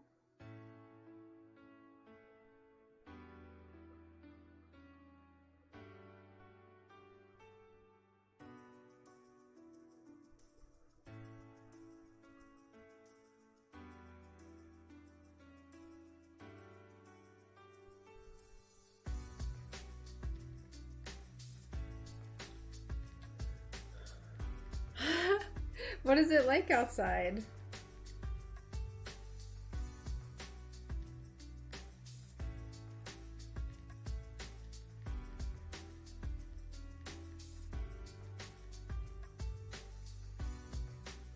Let me live vicariously through you. Describe it to me.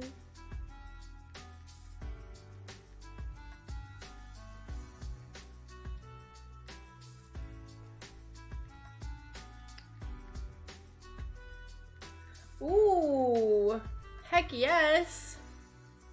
That sounds beautiful.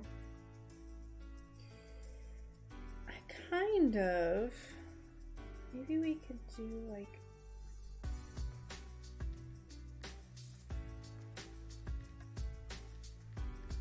I don't know if this will be too much with adding another cloud, but that's why we're playing. We're just playing around.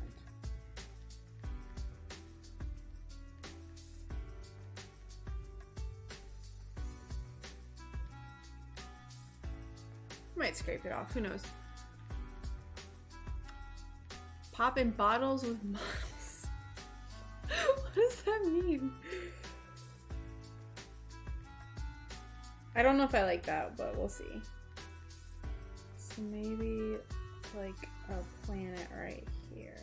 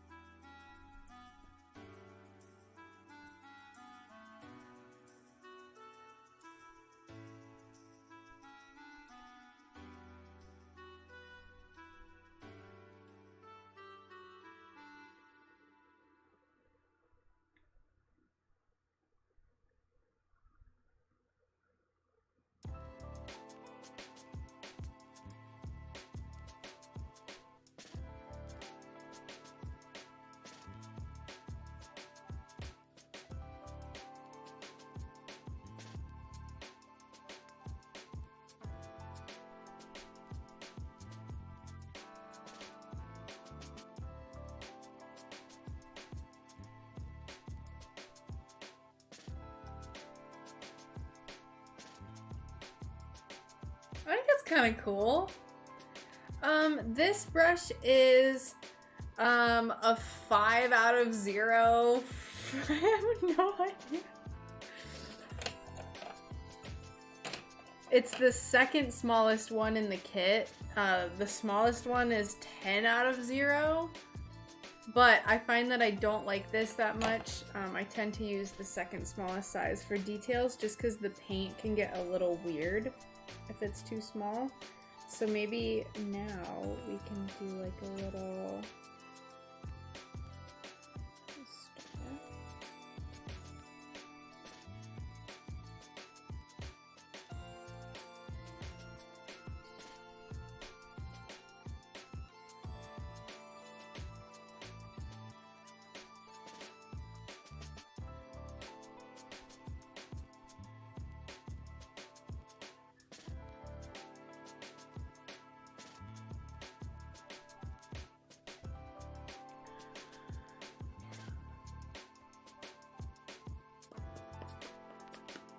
Yeah, no problem.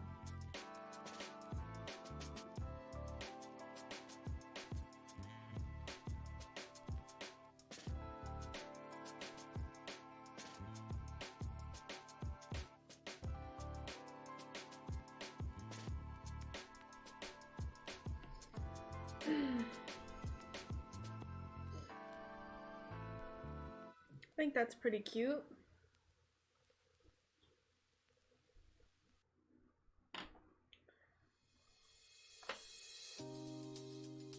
I think it's fine with it just being white paint too.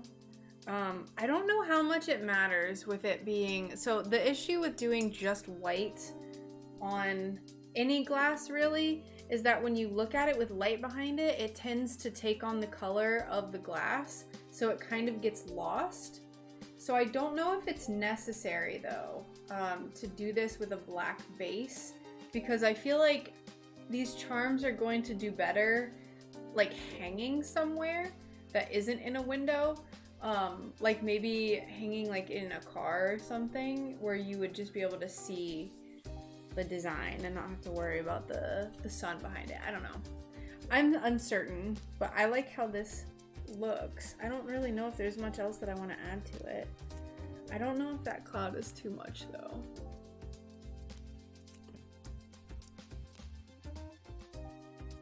I think it's cute. All right, so here's our lineup then.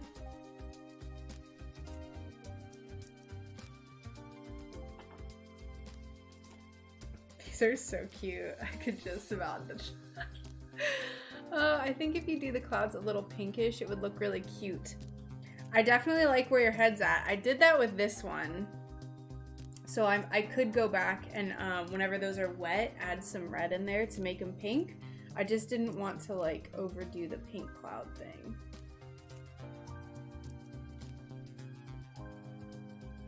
But I think it would add a little bit more dimension, so I think you're right.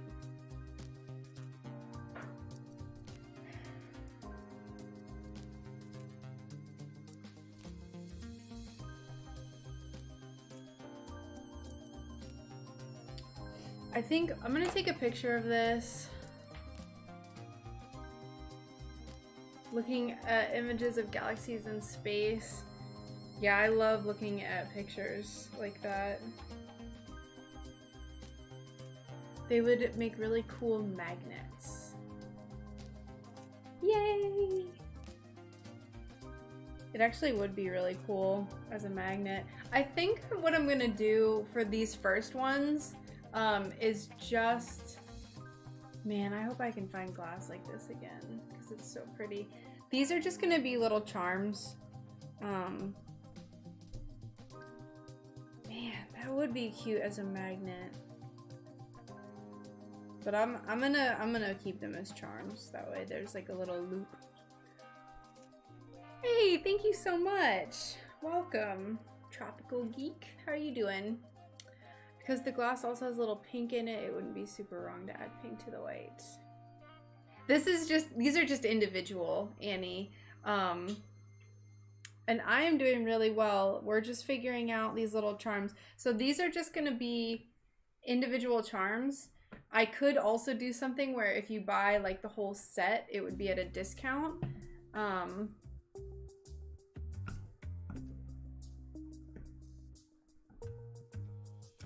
Collect them all, right? But there's no way to do that though, because unfortunately there's like a lot more of the blue ones than there are the white ones, so. Thank you. Thank you, thank you. Oh, thank you so much for the super chat, Alicia. I appreciate it. I used to make business card self-adhesive magnets to make things. Business card self-adhesive magnets to make things magnetic. Yes. Yeah, so these are just gonna be individual, Annie. They're like part of my attempt to have every like price range on the spectrum. So I'm gonna have my moth, which is gonna be the most. Thank you for another super chat. My moth is gonna be the highest, and then I'm gonna have everything from the moth, which is gonna be somewhere in the 300s, to this, which I don't even know how much these are gonna be. So, because like painting them takes a while, but it's only a single piece, so not too crazy. I think I do want to paint have a black base though. I think it really adds to it. Let me take a picture of this. We'll try to recreate it. Oh my gosh, so cute. We're gonna scrape this off and we're gonna redo this. We also need to redo this one, so let's grab our X-Acto knife.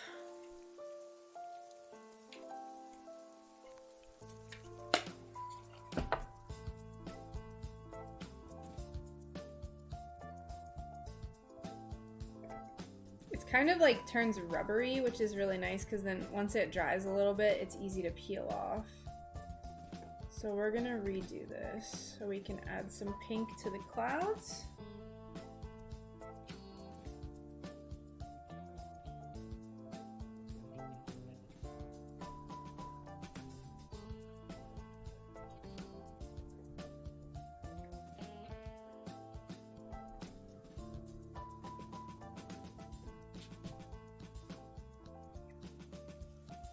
It's not fully dry, which is why it's not working with me to come off in one piece like that. There we go.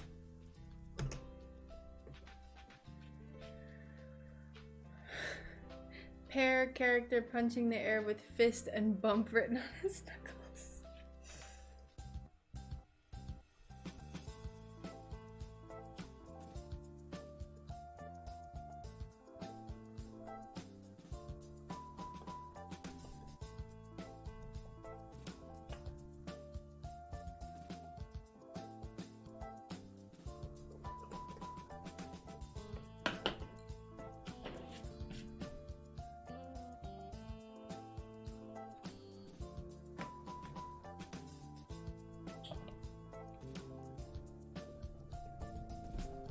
There's nothing on this Q-tip. This is just me using it as like an abrasive to get everything off.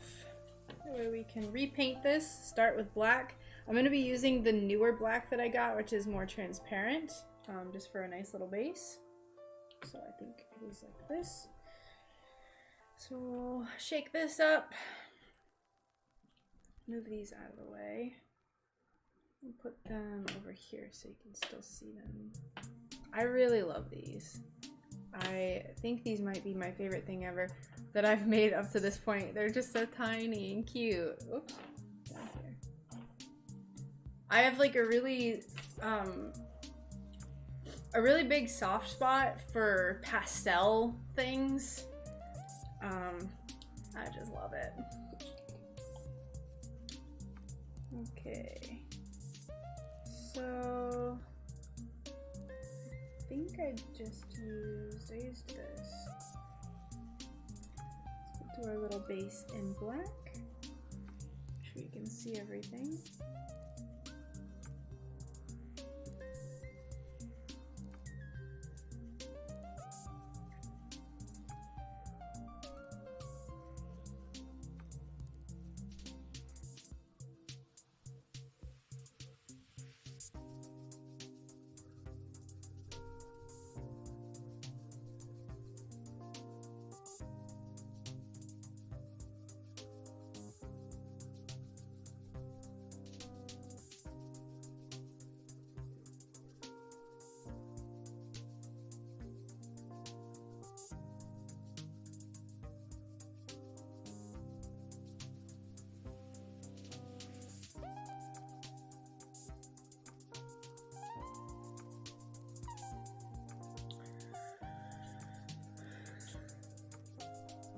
Alright, where were our stars?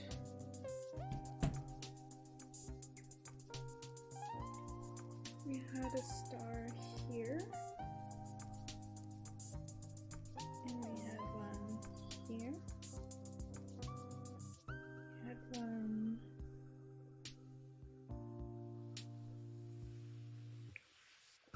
here.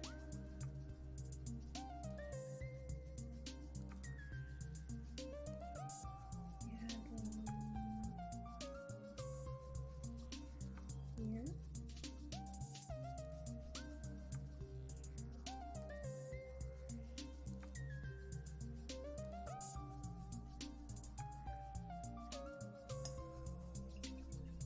Yes. Yeah, so I didn't like how it looked with just the white. It was just a test to see, like, plan everything out. So I scraped everything off, and we're gonna do it with a black base for just the planet and the stars. We're not gonna have a black base for the clouds just because it would be too much. You'd be able to see too much of the black and then it would kind of lose the effect. So we're painting the black first, and then this will give us enough time to paint the clouds, let the black base dry, and then come back and paint the white over it. The only one I'm uncertain about, I think I do like that second cloud that I did, but I'm gonna leave the one star that's kind of close to those clouds. I'm not gonna paint that one yet. We'll save that till the end.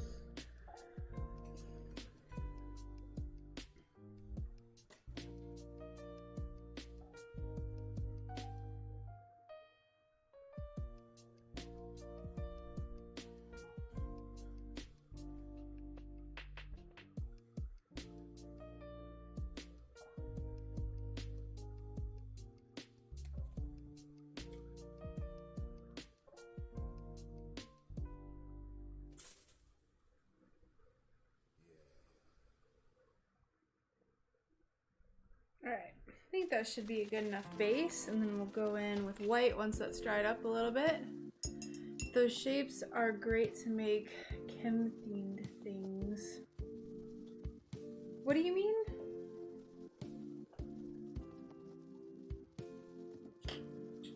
Could you elaborate? I'm sorry, I don't know if I understand what you meant. Alright, let's go in with our clouds, and then... Hi. Oh, hi, Evan. Hi, baby. Thank you. Like, I made this one with a little planet on it. Did you show them the painting? Which one? The Evan one. Oh, yeah, I forgot to show the stream. I found a streamer on Twitch, by the way. And she did a watercolor of Evan. I commissioned her to do it. Look at him! Oh.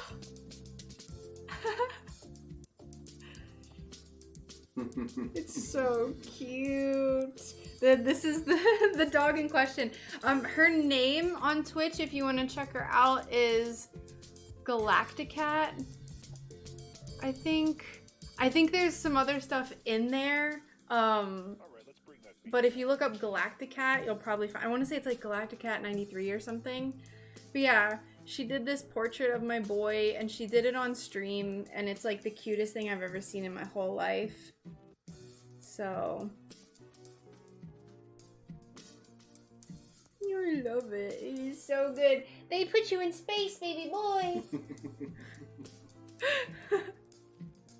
Yeah, it finally came. So she's in Australia, so it took, I think, almost a month to get here, which is to be expected. But my goodness, just look at him.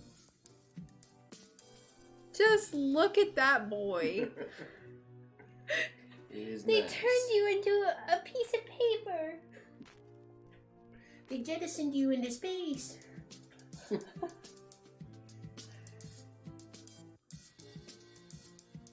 jettisoned you into space, baby boy.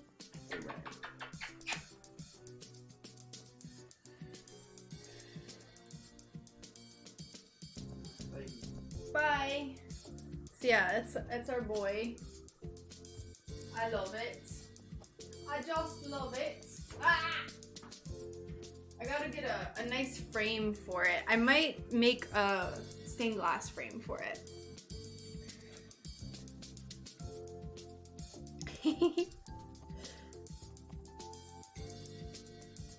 Alright, let's continue. We're gonna make the clouds now. I caught up with the chat. Alright, great. We're just gonna go Bob Ross style with these clouds. Just paint some happy little clouds. We're gonna have our red ready. Because we gotta mix it while the clouds are still wet.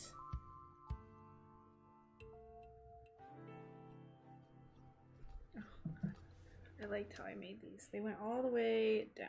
Okay.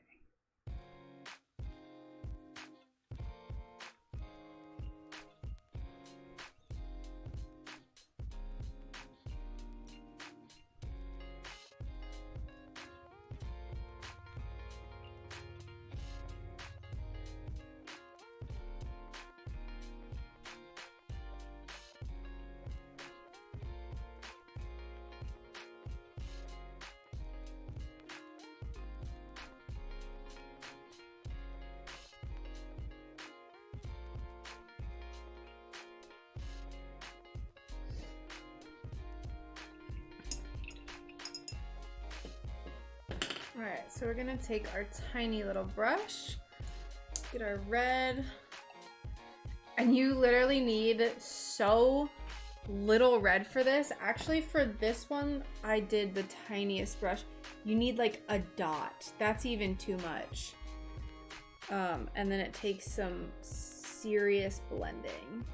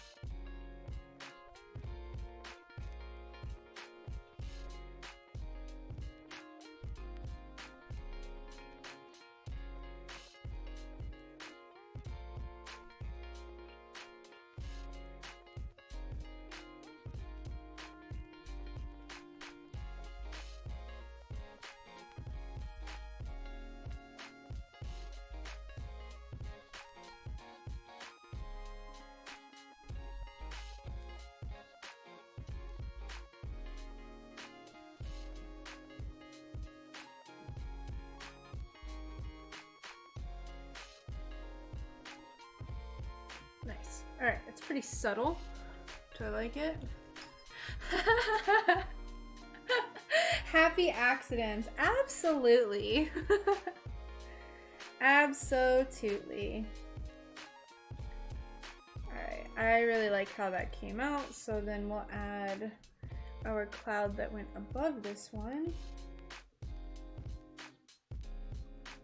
This is a lot more subtle.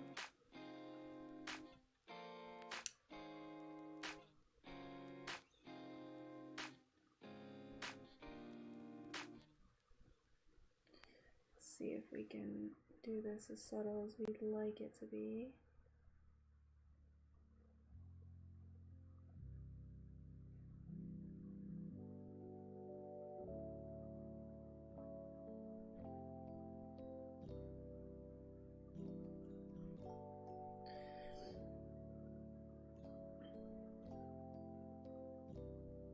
The only problem with doing a subtle cloud up here is that then we don't have enough paint to blend with the pink. So I think that'll work.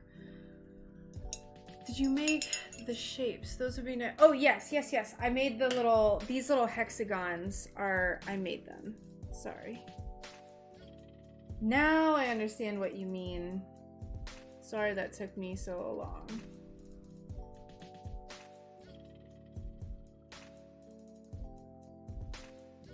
About them being chemistry shapes. I gotcha. I got it now.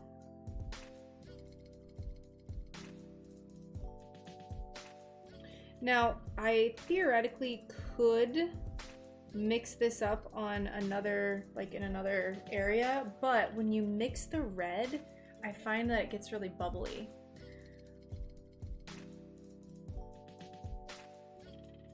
Yeah, it's definitely, these are the first ones I tried and I love them, so I would definitely recommend you get some, Alicia. That way you're not fighting with the Hoblob paints. Those would be nice for chimes. Ooh. Would be. Alright, let's do this cloud. This one's got like a big, do like a big puffy part right there. And it's got some stuff coming down here. Yeah. Happy little clouds.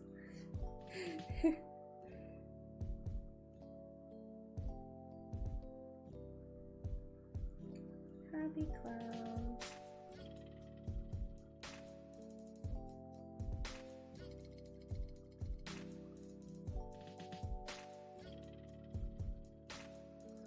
Let's fill that a little more.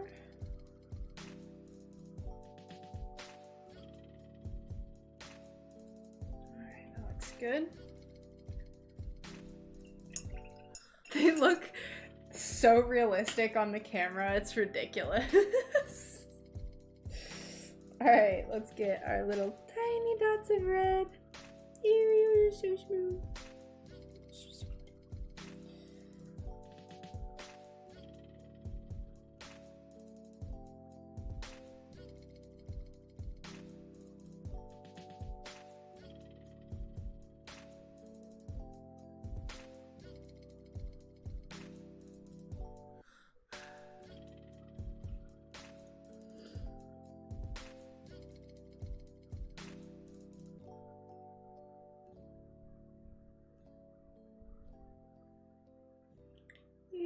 So small. I'm actually not getting any red. I'm just picking up. I'm just putting white in there. Alright, perfect. Super, super pink at the bottom here. Yes.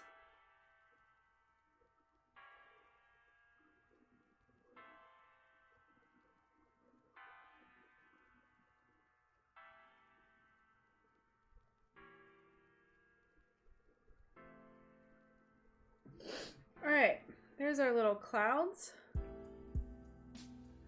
Question, do you have a video on inserting break lines when creating a pattern? I watched one 2-minute video on break lines and now I'm way too anxious to make my own pattern. Send help. I don't think that in my pattern creation video that I made recently, I did very briefly go over how to make the break lines. I would have to sit down and kind of think about it before I went ahead and start spouting it out, because it's not something that I like consciously think about, if that makes sense. So I don't know if I could give you a good answer right now, although I do plan on my next video being a more in-depth pattern video. It's how I made the fern pattern that I showed recently. I'm sorry that I'm very slow with putting out videos right meow. I've just been very busy, but please don't be afraid to make your own patterns. What about it makes you, like, what about it are you nervous about with making your own patterns? Let's start with that.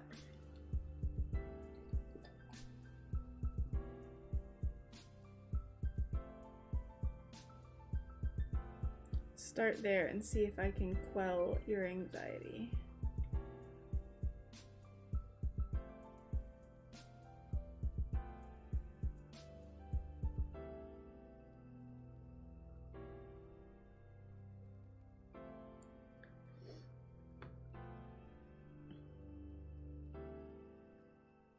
Because I promise, whatever aspect of it is that you're anxious about, I promise it's not that in-depth.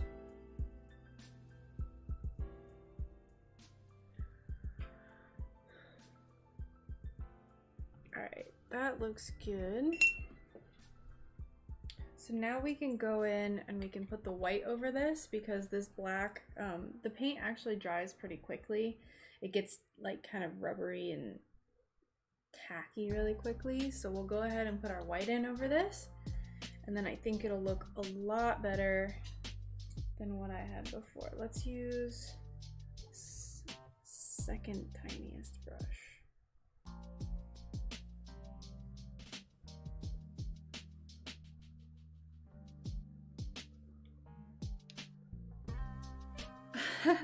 I'll try my best to explain it. Like I said, it's not necessarily something that I put a lot of emphasis on. You just kind of have to, I think it comes with just like knowing how glass behaves. So if you're still kind of newer, it can definitely be like intimidating knowing where to break it and knowing where it would be best.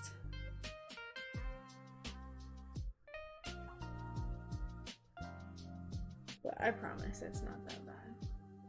I have small glass sheets and I don't want to mess them up by cracking the smaller curved pieces. Ah, I see. Okay, so that, I understand that anxiety. I understand. So that kind of goes with what I was saying, where the more experience you have, the more you do it, the more you'll understand how glass is going to behave. Because I know when I first started, I was very nervous about how glass was going to break, just because it's like, I didn't have a lot of glass and I didn't want to waste it. I understand that. What is it? Saturn is looking good, thank you. I typically sit and stare at my supplies hoping for inspiration. It's a whole thing. No, don't be nervous. It's okay.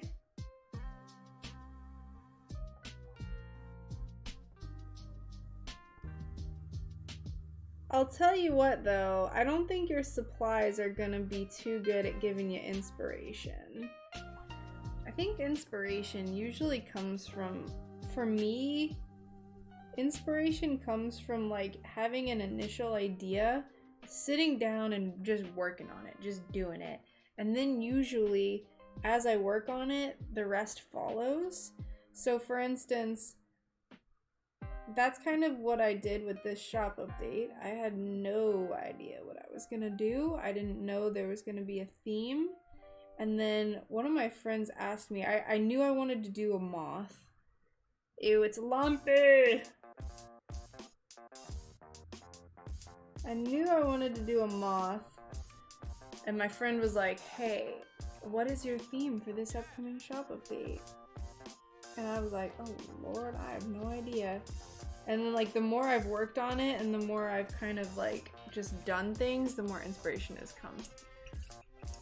Happy accents. Yeah, inspiration comes on the move. Cause like these are accidents. These little things are happy accidents. These came from me like just being like, whoa, that would be a cool idea while I was working on the space windows. So you can kind of build on your own ideas as you work. So I would say just get started. Just get to getting doing something. Easier said than done sometimes, I understand. I'm just trying to be motivational. I've reorganized my class sheets probably 5 times.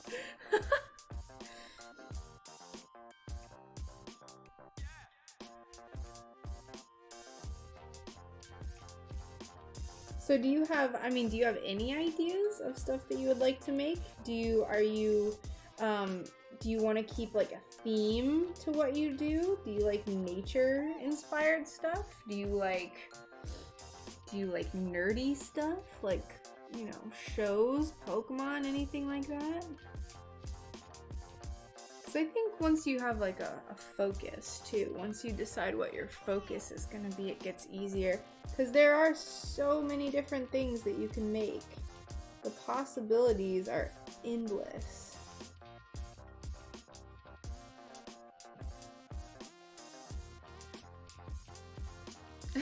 Hey, thank you so much.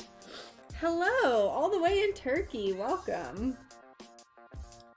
No, Akuma, these are going to be, these are just going to be little charms, so they're going to be individual.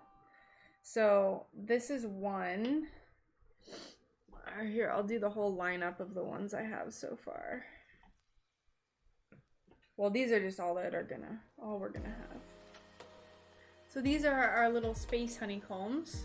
Get to getting, yeah. So these are all going to be individual, and they're just going to be little charms. So they're going to have a little ring to hang them off of right there.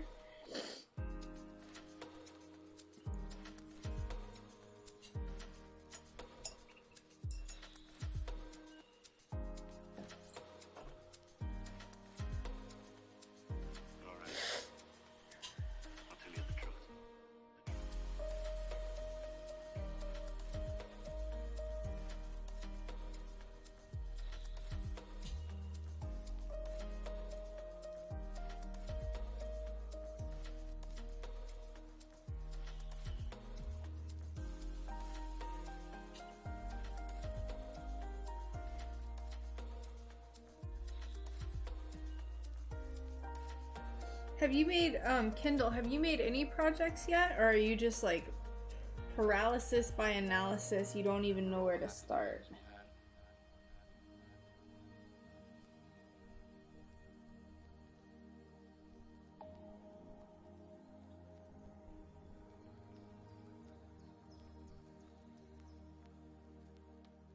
Very much alike. Yay! Alrighty. I think this looks good. There's a little bit more black paint showing than I want there to be for the planet. Try to push it back a little bit.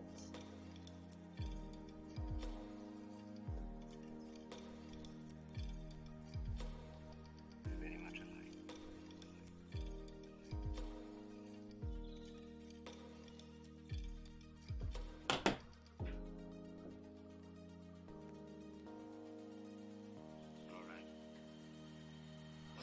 I really want to make some cool eye window hangings like evil eyes. The curves of the eye make me hesitant. Oh, thank you so much. These little galaxy moments. I love that. If it's okay with you, I might end up calling these galaxy moments like in my store because I love that. Good business advice, even if you only make 10 of something, you can get selling making lots of other stuff.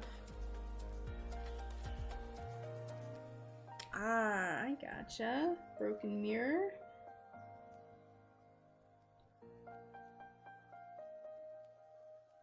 I'm definitely gonna have to make sure I price these appropriately because these little paintings are taking quite a while. So even though they're small, like I do have to take into account like how much time I've put into these. But I've always wanted to do miniatures like this. Welcome, Lynn.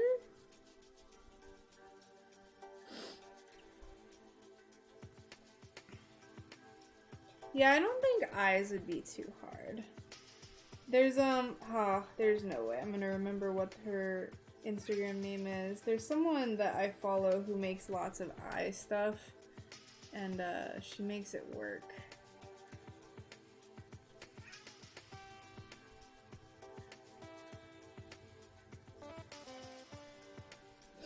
Alright, I think that's good.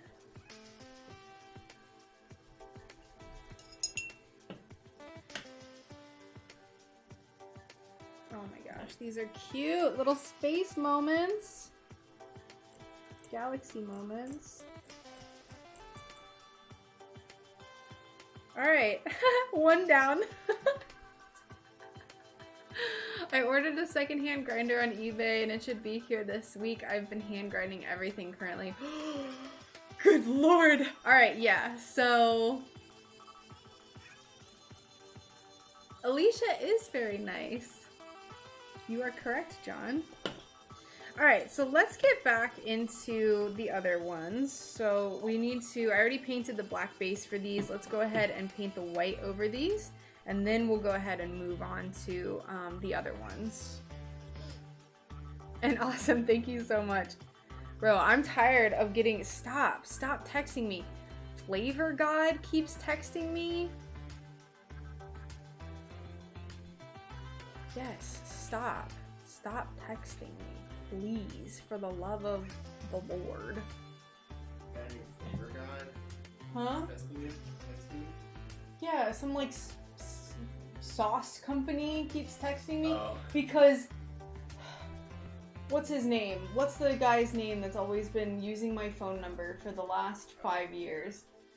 Him and his wife keep signing up for like promotional things using my number. I got a shoe place texting me the other day.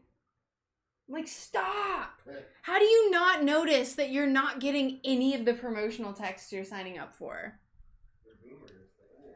Can someone do stained glass without the spinny roller thing that sands down the glass corners? Also, can I substitute with sandpaper? Love your videos.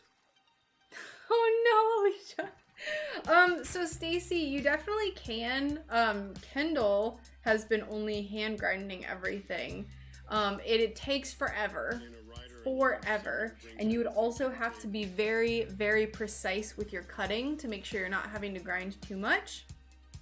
I don't think you'd be able to substitute with sandpaper, but I don't know from experience. Glass is just going to be like the grinding bits on my grinder are diamond. So normal sandpaper I don't think would cut it. Ha! Ha! Anyway, I hope that helps. Whoops.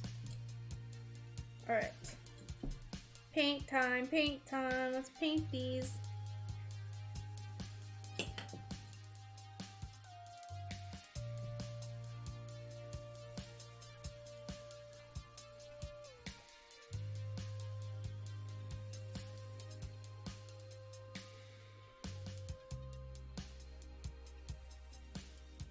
I don't have a lot of patience for people who feel like they're downloading from the cosmos. You know, just like... My corny jokes! Okay, great. Now let's make it better. But, you know, just writing... Unintentionally corny jokes, might I add. Or you're just grateful for any idea that comes along. And you don't want to change it because you don't know how. Let's switch to the bigger brush. Forever.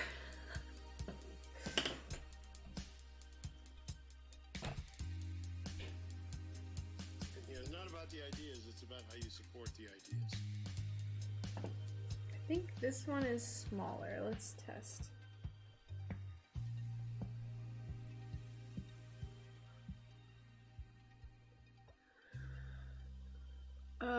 Forever. Blah blah blah. Cutting edge.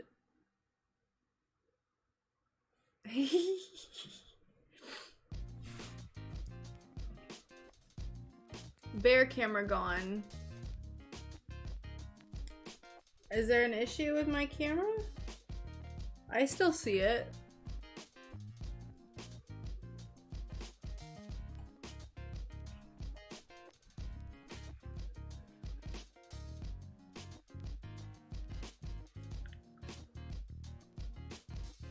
I know. Dennis. His name is Dennis. Dennis and Elizabeth. I have been getting calls for their requests since 2017. Since 2017 for life insurance. And then one of the places called recently and I was like, hey, can you guys just not? I'm not Dennis. I don't know who Dennis is. I've been getting these calls for 5 years. I'm like funny about it too. And I was like, I really don't need life insurance. This guy had the audacity to be like, try to start selling me insurance. I was like, get out of town and take a bus. Bye. Bye. It's like, it's never too early or whatever. It's never too late to start in life insurance. And I was like, get away from me. Life insurance is a scam. However you feel about insurance is whatever. I find insurance to be scam level. This thing is really not working with me right now. Oh, yeah, welcome. Welcome. If you ever have any questions, you can feel free to pop into my live streams and ask. I'm like really getting mad at this 1 star because it's not working with me. So normally I'm a little bit more responsive, but this is just not working with me right now. Just get away from me. Get out of here.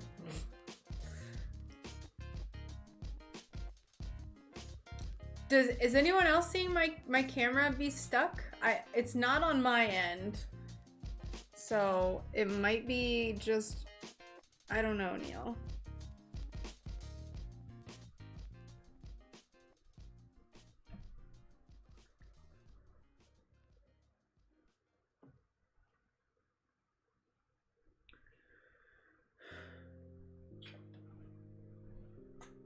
Let me try to paint more in the center of the camera. Sorry, y'all.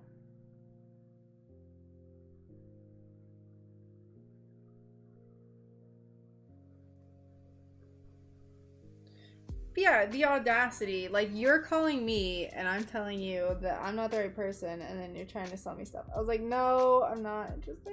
Just stop. Stop talking. Okay, great. Yeah, it might just be an error on your end then, Neil.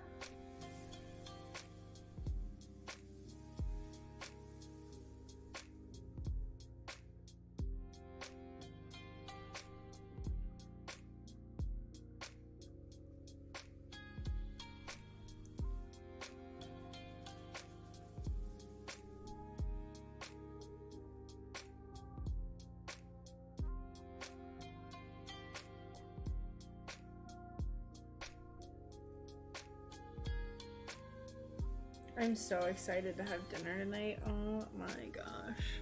Oh, I keep migrating the piece. I'm sorry.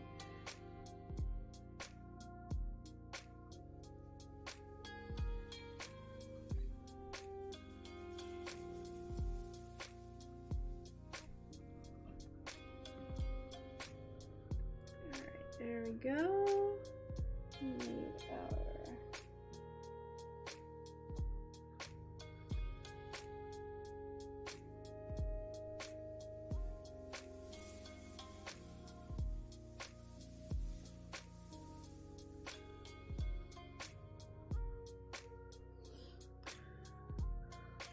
I'm just really hungry. I went on a bike ride earlier, and so I'm just excited for. I think I'm gonna make a burger later, which isn't out of the ordinary for me, but it just sounds really good right now. I went on a bike ride before the stream, and then I came home and made a salad. A real thick salad.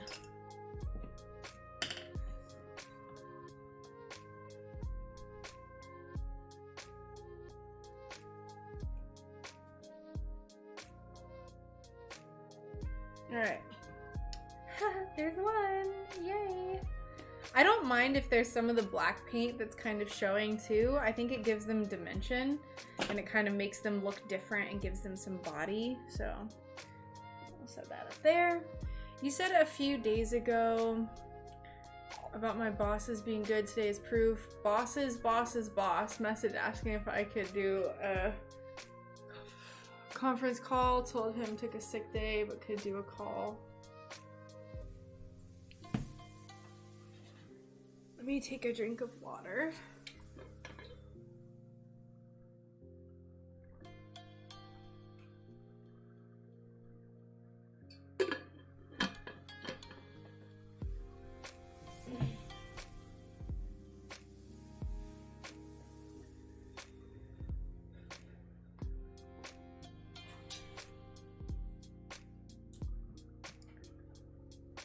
Told him the full truth about not really being sick, just exhausted. He was so supportive, told me to rest and call. That's really nice. That's beautiful. What kind of paint do you use for stained glass? I'm guessing you probably cover it in your other videos, but that's fine, no worries. So I use PBO Vitria 160 or Pebeo. I think it's Pebeo, but I said PBO. This is what I use. I use the glossy kind. And then I have red, white, black. I have a blue and a yellow as well. But most of the colors, most of the paints that I use are black, white, and red. So these ones. I cover it a little bit in the other videos. But yeah, don't ever feel bad about asking stuff. I don't really care about saying the same stuff. Who feels like they can be truthful about playing hooky? This is exactly why I would do anything. That's really like it. I completely understand what you mean. I mean, but at the same time, I feel like it sucks that that's not the norm, right? Like it sucks that you have to feel like you kind of feel guilty about taking the day for like your mental health. Like that's kind of messed up. That's why I'm really glad that I don't work for another company anymore. Just because I feel like employers a lot of the times will take advantage of people. Most employers I don't feel care for their employees much.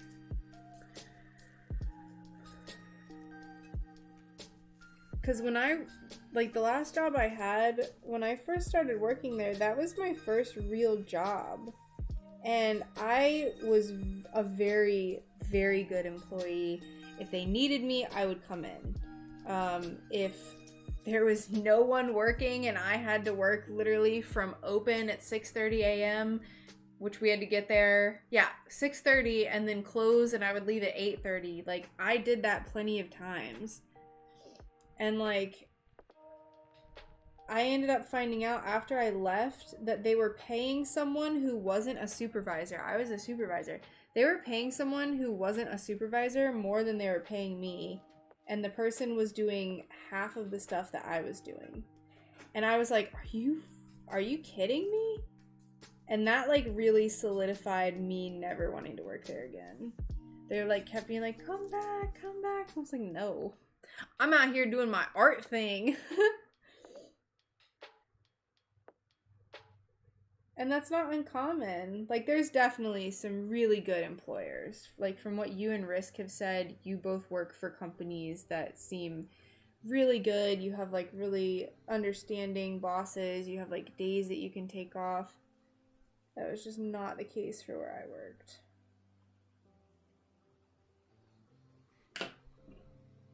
So, I'm glad that you have a place that you work for that you enjoy. That, like, they treat you like a person, right? That's the difference. They treat you like you're a human being who is not perfect and needs time off sometimes.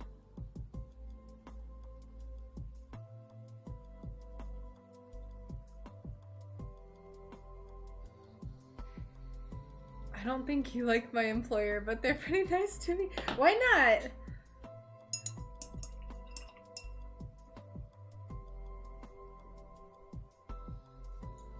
As long as they're nice to you, Risk.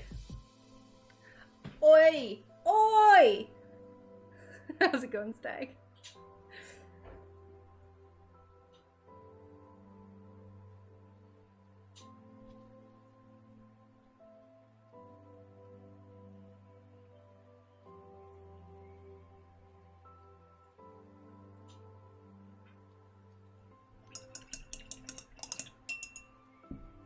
What have you been up to? I haven't been on Discord in quite a while. I've been stressed. It's a foundation run by a man who stays. Oh no!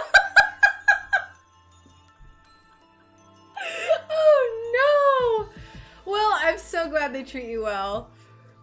Space, huh? Very topical. Yeah, okay. Yes. Aww.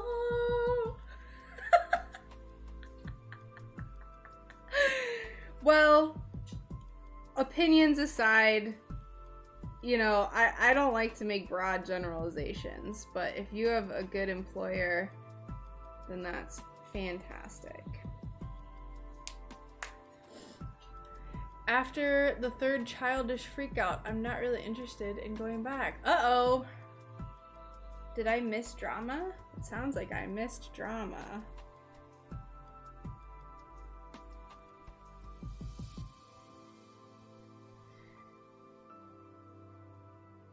Alright, there's another one.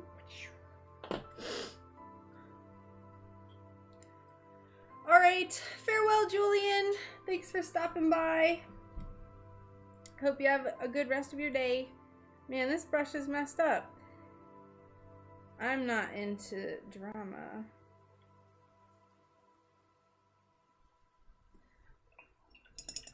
Everyone likes their like fair share of like tiny bit of drama, but not too much. We've been kind of dealing with some stuff. So we're trying to plan a lot of things, and I have a shop update and custom commissions, and I've just been trying to like stay super focused and get my work done that I need to get done.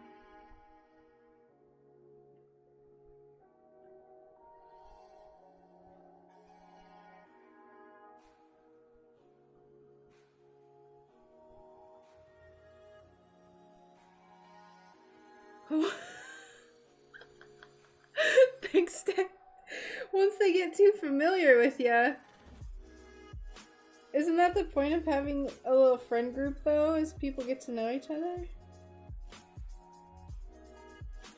So mysterious. Too mysterious for your own good, Stag. How's Diluvian Ultra going? Weren't you working on something else, too? Something that you needed to have a trailer done for that it's like slipping my mind.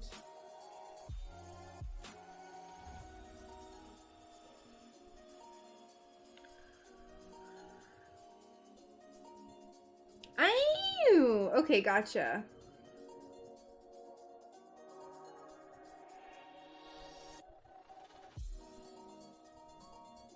Wait. Realms Deep. Okay, that's what you said. And I was like, what is Realms Deep? I have no idea what that is. Alright, that makes sense. Are you guys gonna have it done by September? It's almost the end of July. Also, for those who are not aware, my friend here is the artistic director of a game called Diluvian Ultra. The demo is currently out. You should go wishlist it on Steam.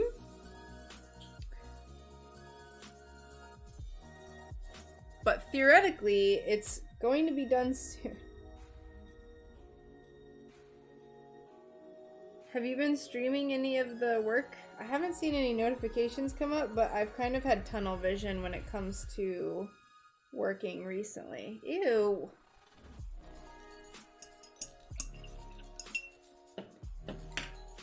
This bubble just got nasty.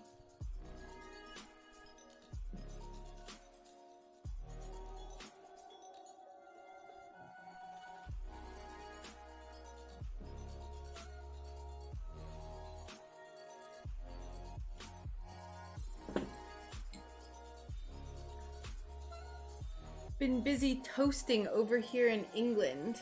Oh, I heard from someone earlier that it's been very warm.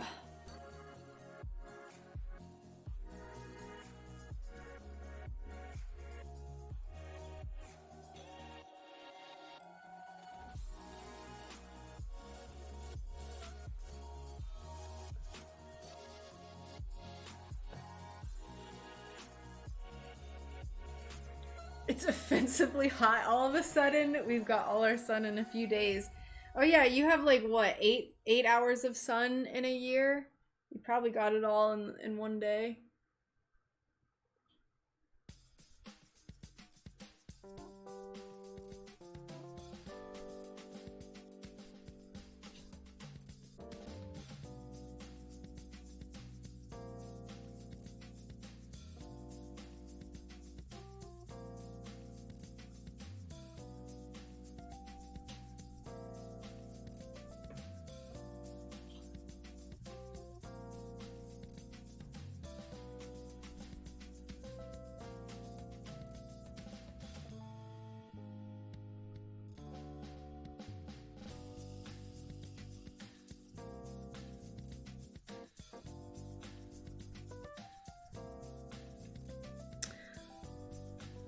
I think you were the one who prompted that question about Brian's opinion about him, wasn't it, Risk? Now it makes sense. All the puzzle pieces are coming together. Ew! No!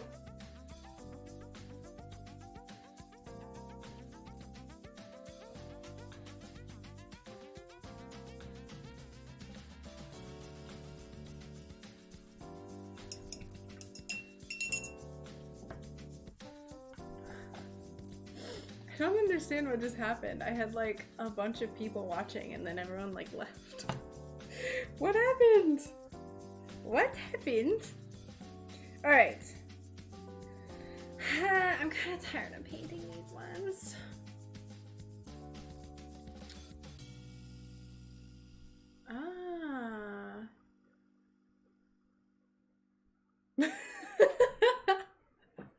The temperature in England, I think Neil said where he was, it was 29 Celsius, which I think is like 89 to 9, like 88 to 90 Fahrenheit, if I'm thinking correctly. Man, these take forever. They're like little mini paintings. Because they are mini paintings. Let's change it up a little bit. I'm kind of getting tired of this. I'm getting tired of this. We're gonna paint something else. Oh, 86. All right. It's just shy from the Oh my goodness, that is so dramatic. Yeah, I heard about the floods in Germany. I sure did. Let's get you a little bit out of my grill. There we go. Ew. Let's find... I gotta find my alcohol.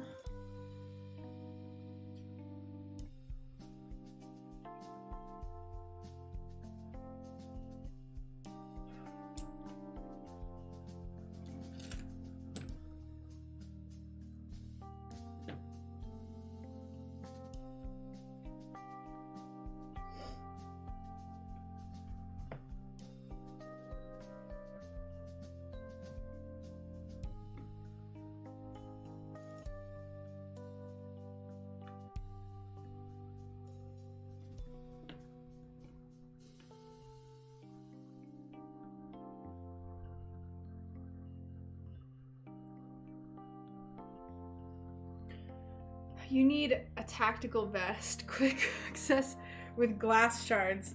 I am not opposed to this idea. Plus, I'll sound really rich because it'll just sound like I have coins in all of my pockets. Deceptively rich.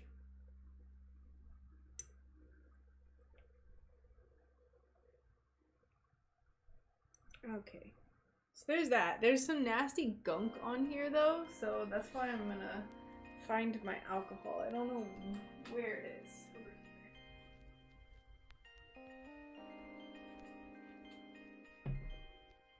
I wish it was 89 here. We're reaching temps of 116 and I would break it. Listen, I was talking earlier about how I can't even wear a white shirt. So, because I just get food all over it. So I don't think a stained glass jacket would be very good for me.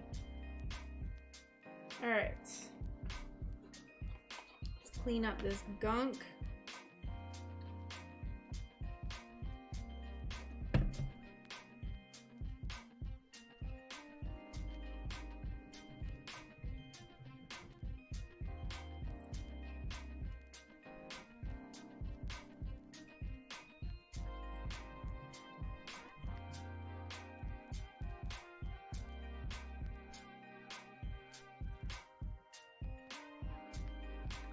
For me to wear a white shirt, I need to wear a bin bag.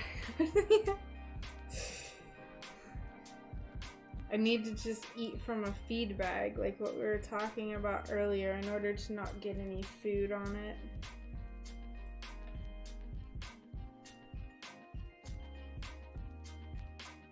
Also, cute Annie. My God. I think it was just the sticker that was on top of this.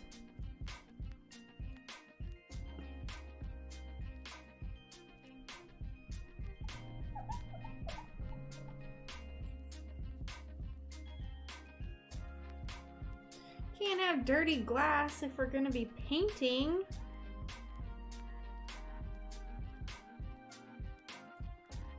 Time flies! Oh my gosh. I can't believe it's already almost 4. That's insane. These little stupid honeycombs. It took me so long. Alright, so I have a question. I have a question for everyone.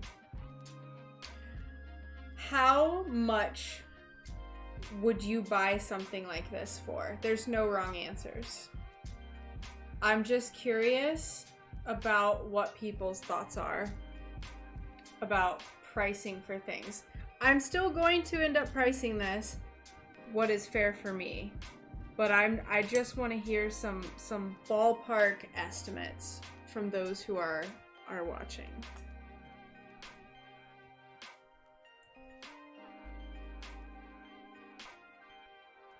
Yeah, so it'll be it'll have the foil soldered around it and then a little ring, and then it's just gonna be it's gonna be just foil and then a beaded edge, but I'm gonna try to make it super thick. Like the solder is gonna be really thick, so it gives a nice effect, or it feels nice and sturdy.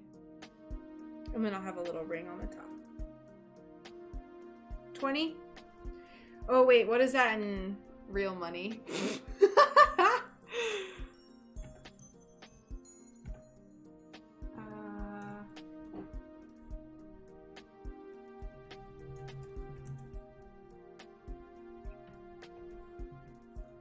Aha, nice. Alright, that's what I'm thinking too. Daughter insisting I finally finish hanging pics in her room. Okie dokie, Alicia. I hope you have an alright rest of your day, at least. I know you're going through some stuff right now, so I'm sorry about that, but I hope your day gets better. And I hope you have a fun time hanging pictures. 20 cents, thank you. Yeah, because they're like little paintings, especially this one. Oh my gosh. Around 30 doll hairs. Yeah.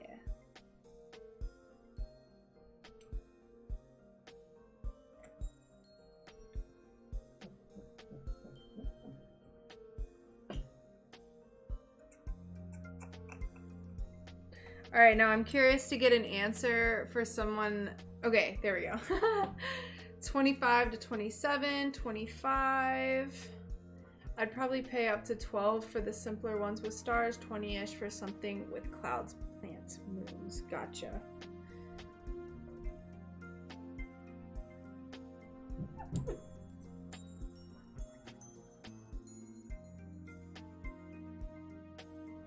Ooh. A bag of peanuts. You should post a sped up video version of how long these take you when you post them for sale.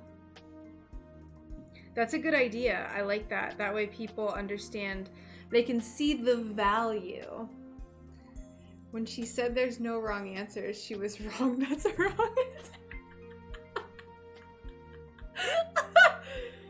There's no wrong answers. I'm just curious. I want a nice sample size so I can kind of get an idea of what people might pay.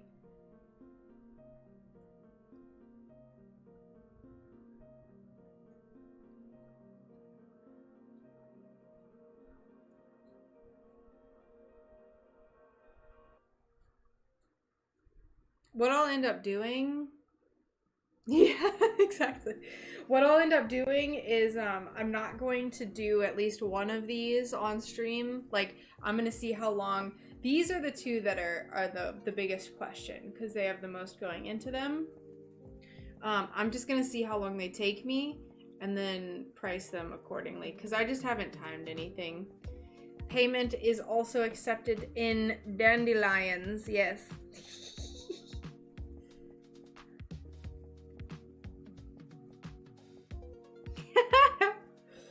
Will barter for medicinal plants.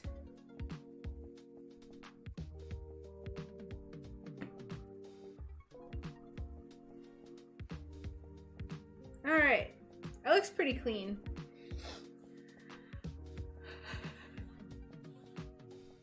Let's get a drink of water.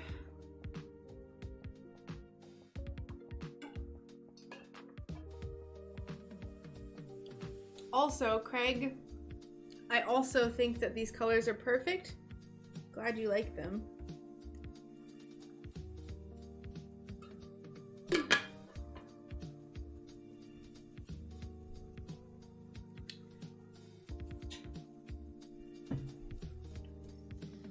What are we gonna do with this one? I think it would be nice to just have it kind of be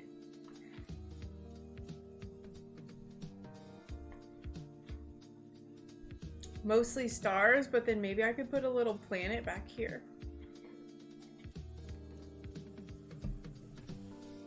What do y'all think?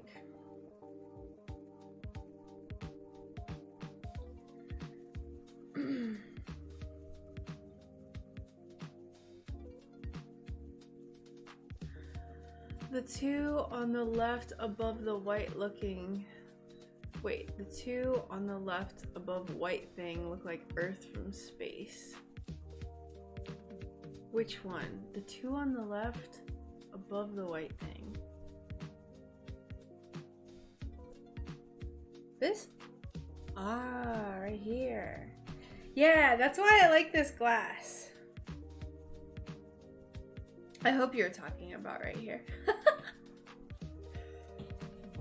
That's why I like this glass though, is that like it kind of gives like, I don't know, there's like these spots here that kind of make it feel like it's there's like sparkles, like blurry sparkles. Alright, let's get our black. Oh, that's a good idea.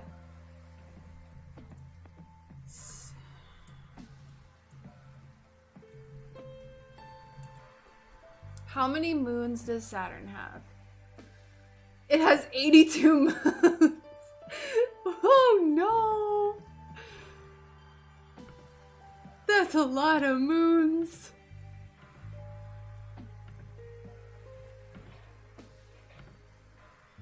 Or Jeff Bezos' planet. I'm starting on second chair, which looks like one of those xylophones. Just right here. Right here. Just on the corner, his little head.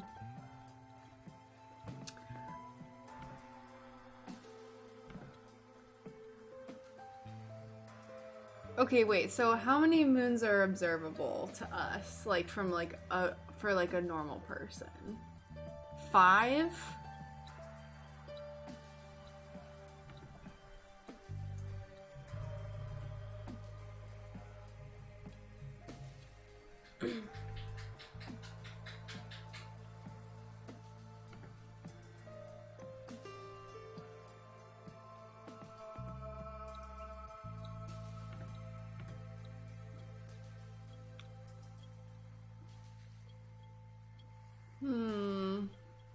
Saturn in some of its moons. I want to see. I'm just trying to find reference pictures. Saturn moons. I like this one. Yeah, we'll go. I think we can just generally put some dots.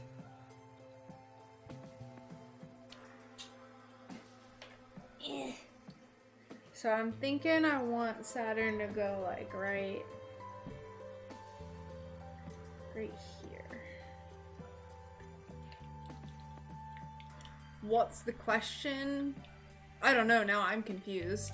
Oh, only 7 are visible by telescope. Okay, that breaks it down. This one actually almost has enough. There's 6 dots around it, so this could be the planet, or its moons. It's kind of funny. Alrighty then. How big are we gonna make it? I don't want it to be super, super big because I still want it to have the feeling of like vast space. Hi. How are you? I'm good. I'm going out to the garage. Okay. He actually is. Wow. Wow.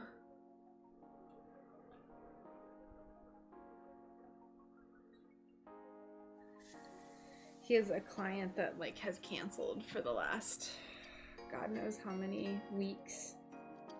I think Saturn's gonna go here.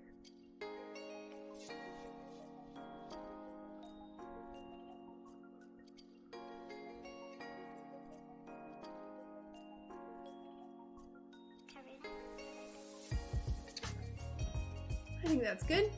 When's he gonna stream? Isn't that just the $1 million question? Isn't that just the question? Who knows? This darn camera is hard. Let's get in my way. Hey Lauren, how's it going? Welcome.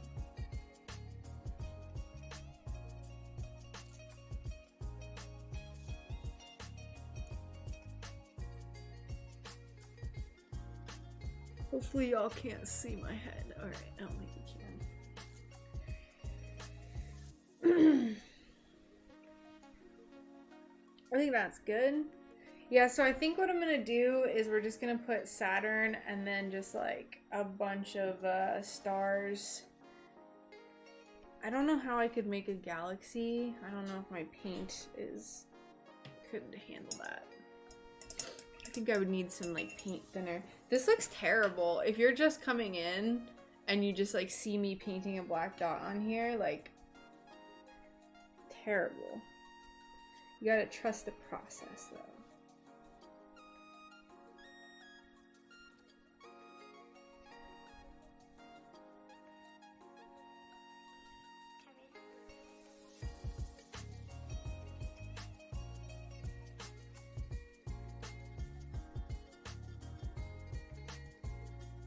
Trust the process.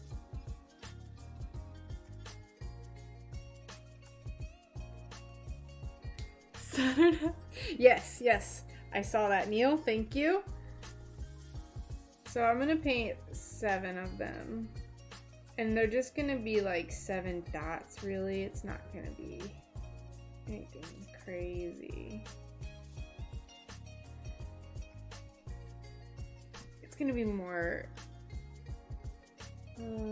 implied.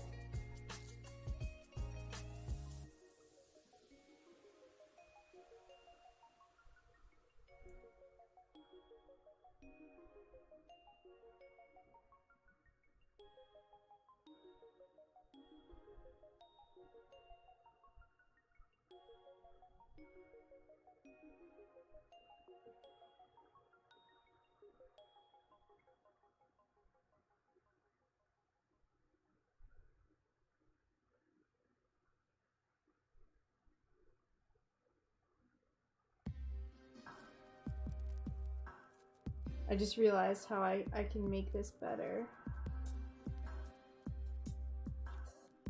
I'm gonna make the body white, even though that's like not Saturn's color or whatever. And then it's gonna have pink rings. So I'll like do the white, let it dry, and then I can do the pink rings. Woo, my elbow, stop. Oh my God.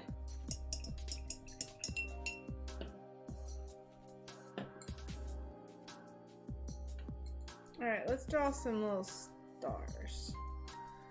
come in with this guy.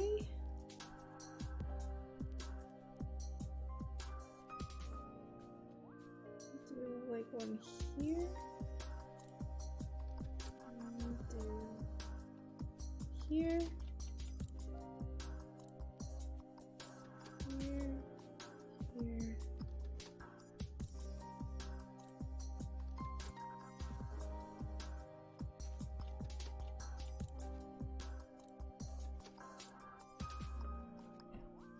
There.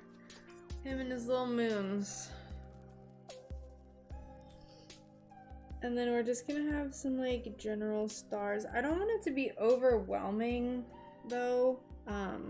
So I think what I'm gonna do is just, I don't want it to be as many stars as what I put on the other space windows.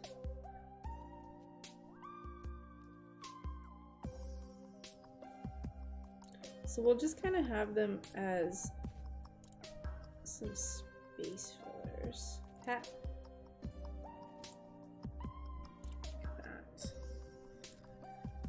Put one up here. One here. One here.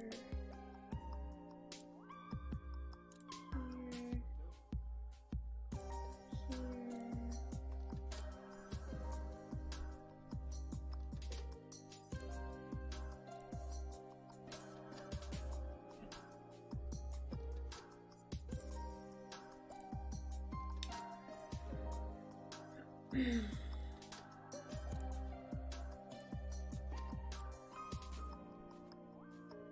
Right? Here I said I wasn't gonna do too many stars, and then I'm like just covering the whole thing.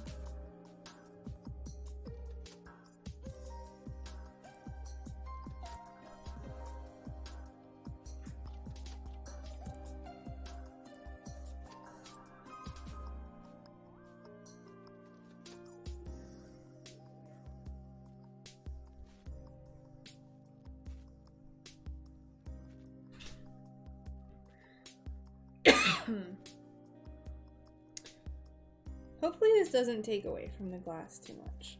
If I don't like it, the best part about this is that you can just scrape it off, so it's not a huge deal.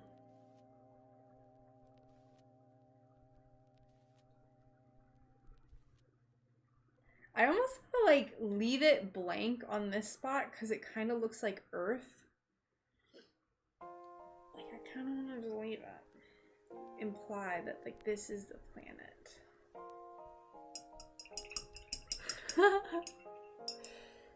Painted freckles are so in right now. Alright, I think that looks good. I think it looks good. I don't really want to do... Oh, you know what I do want to do actually is I want some of them to have the little tails.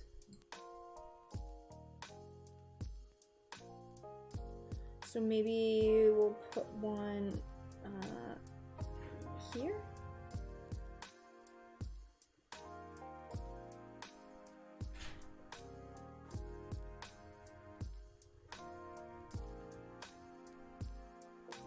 Why is this so dilute? What happened? So...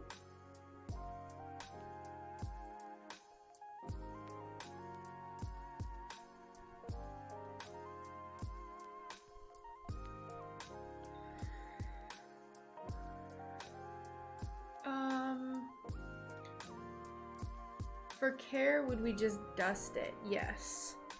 You can also polish it like usually once a year or so with turtle wax, which is like a really easily accessible product.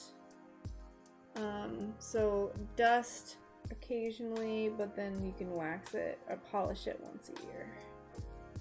If it's somewhere really humid, you could do every 6 months. People have suggested that I sell like little polishing kits, but I don't know how that works with chemicals and selling like chemicals. So I've been hesitant to do anything sell-any.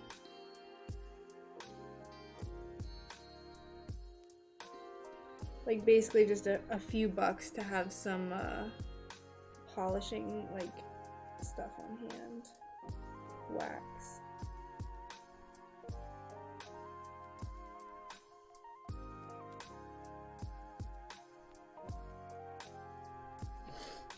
Alright, I think that is good.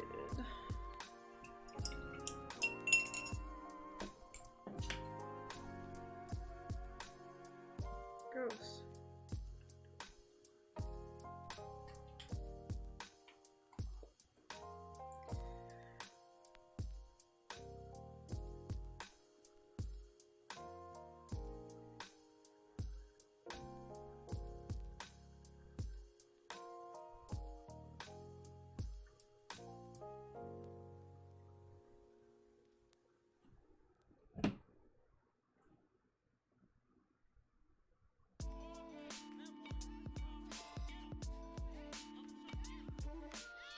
My brain.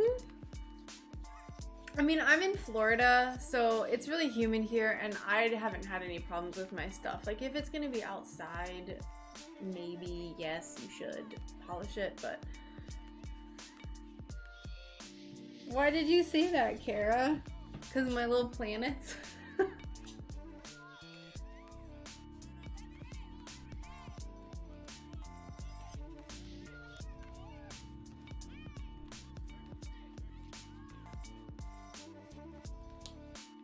I don't know if I want to make this multi-dimensional though. Ooh, you know what I could do though? I feel like it would look a little better if it just had some white implied. On this one. Where's my... Oh, this. So while this is drying, let's get this out of here. Let that tack up a little bit.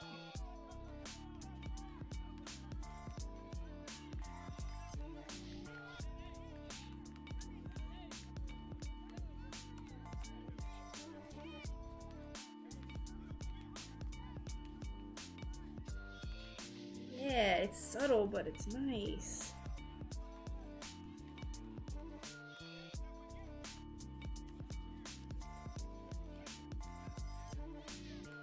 You could get a big container of stained glass wax, just divide it into little makeup containers.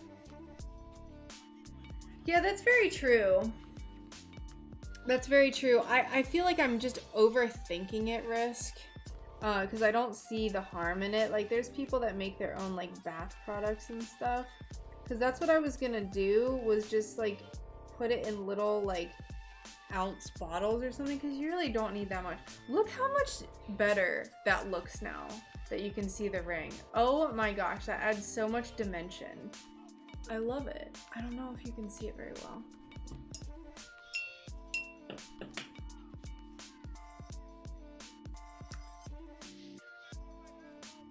You can kind of see it, but it makes it look so much better. Very subtle, but it makes it look better.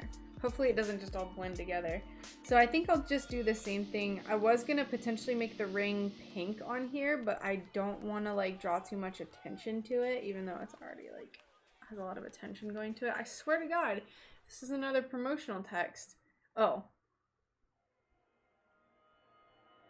I don't think that making them a keychain would be very good, just because it could break very, very easily. Maybe if they had like a casing around them, but I think a keychain would just get destroyed. Yeah, little pops. Little planet pops. Just like that. Alright, this one is here. This one is here. These are here.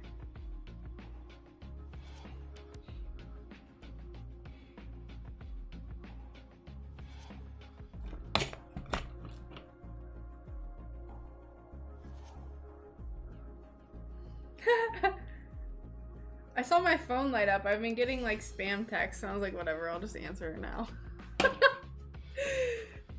Whatever. Alright, so let's do the same thing. I'm gonna move these pieces just kind of out of the way. So they're so much in my face.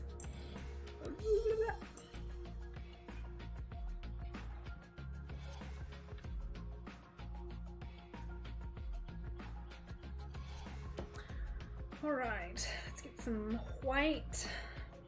Titanium white. It's actually not called titanium white. I just kind of was trying to channel.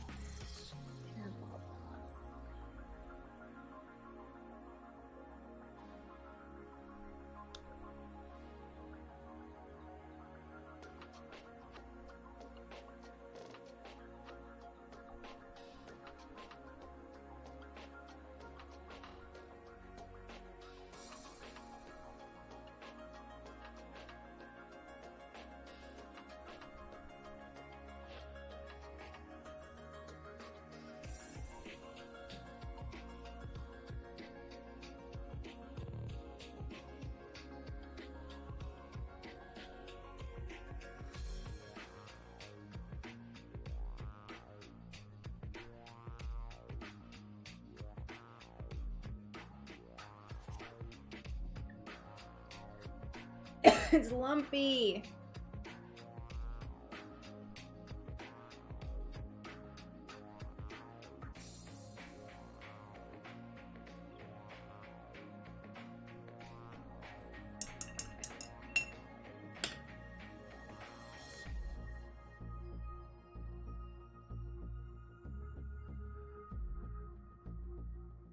Oh, once I'm done painting this planet, I want to show y'all the aliens I made last night. Because I'm in love with them. Don't tell Brian.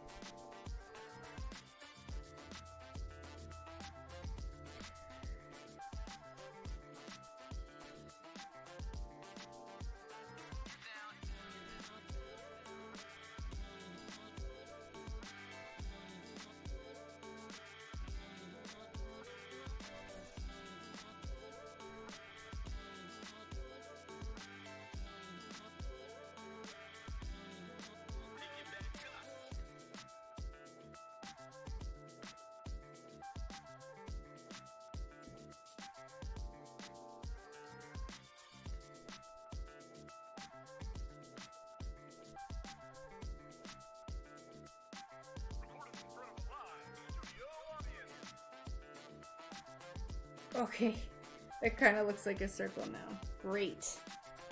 And yeah.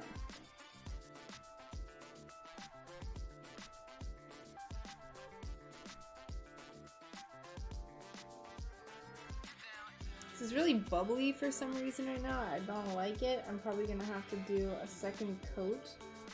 Just like a thin layer over top this to hide the bubbles.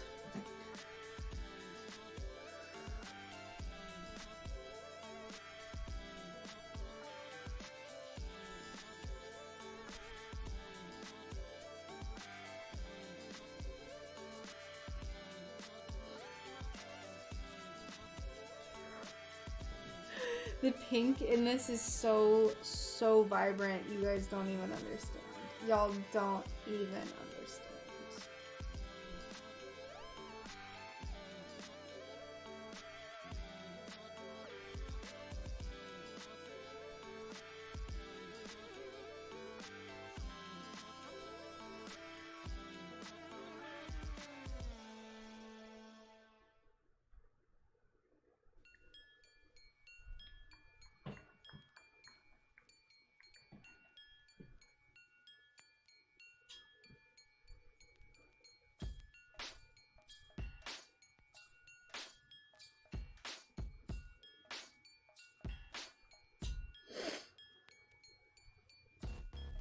Alright, once that's dried a little bit, I'll go over and do the ring, so we can just go in and start getting these stars white.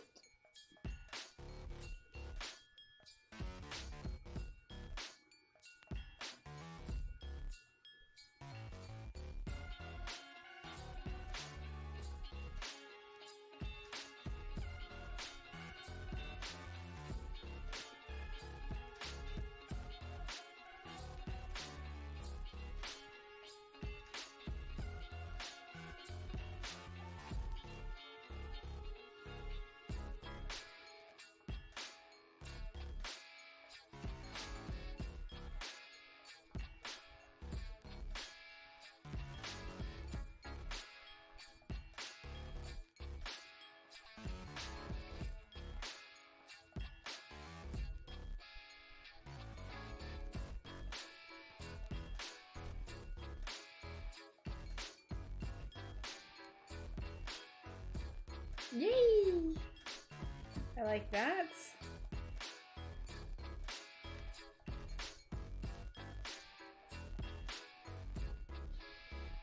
My neck feels like it's breaking. The weight of my head, my neck muscles must be jacked from how much I'm just like literally leaning my head 100% over the table. Isn't your head like 8 or 10 pounds or something? Crazy.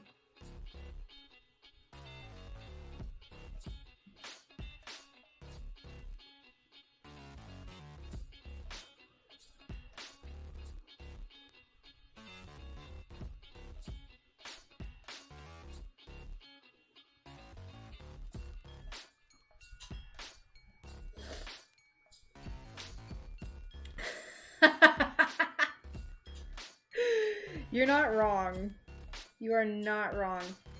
This is absolutely, if there's anyone coming in, I know I said this earlier, if there's anyone who's coming in who's like doesn't know me or what I'm doing or anything, just know that you need to trust the process for these.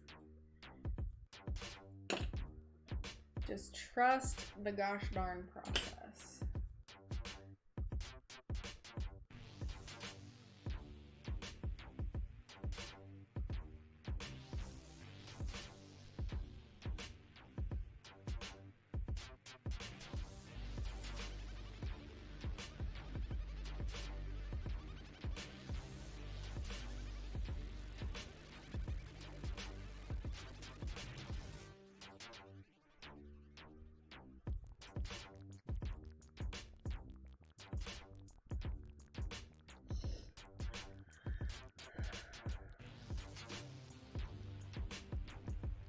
I'm gonna redo this star because it's kind of messed up. I messed up.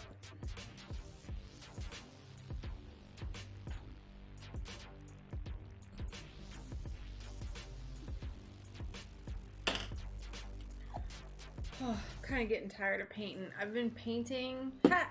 420. I was gonna say it and then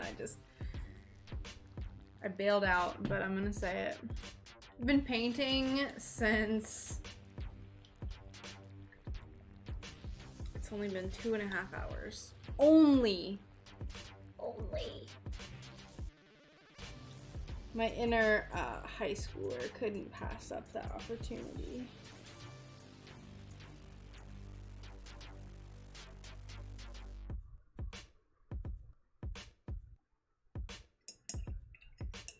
I think so too. I'm glad you think so, Mary. I am glad you think so.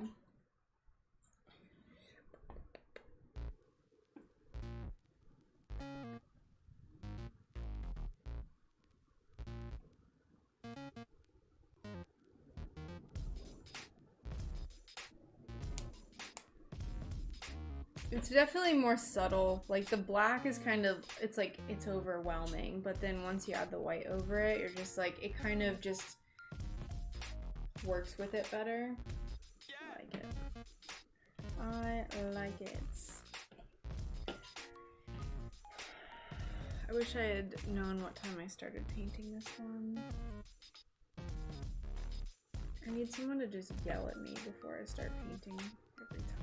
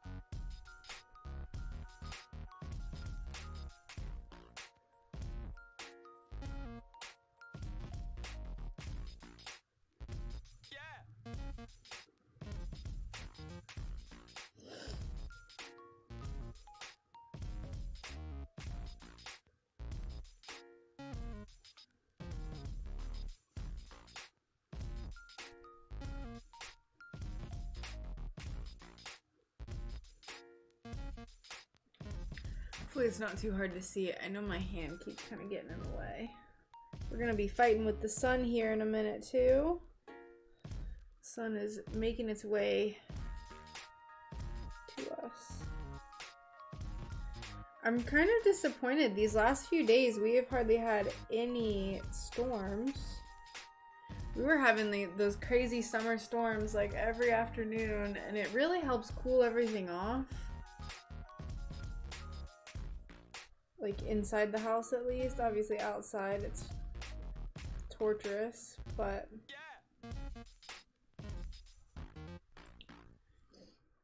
inside it's nice and cool.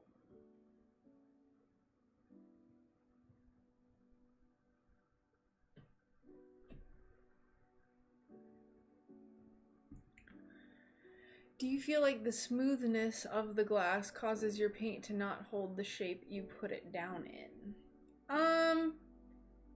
Not quite. Usually the issue is just the brush not having enough paint on it and me needing to make a really big dot. So because these brushes are pointed, it tends to kind of mess up the shape. It's hard to describe. Especially because I keep rinsing the brush, and so if there's water on the brush, the paint tends to like not glob up. It'll spread over the brush. So like for these, there's a little bit of black showing, just because it wasn't as globby as the black. If that makes sense.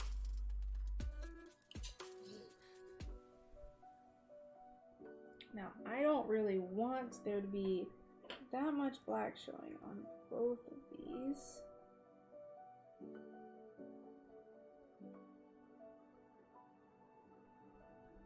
Just paint over it with the tiny.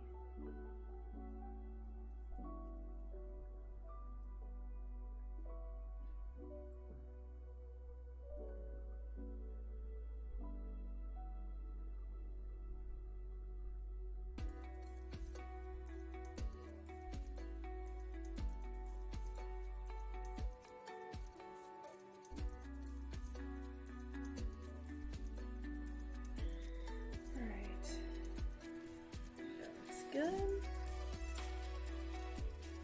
Yeah, I don't think the glass like surface doesn't have too much to do with it. Now, there are times where if the glass has like oil on it,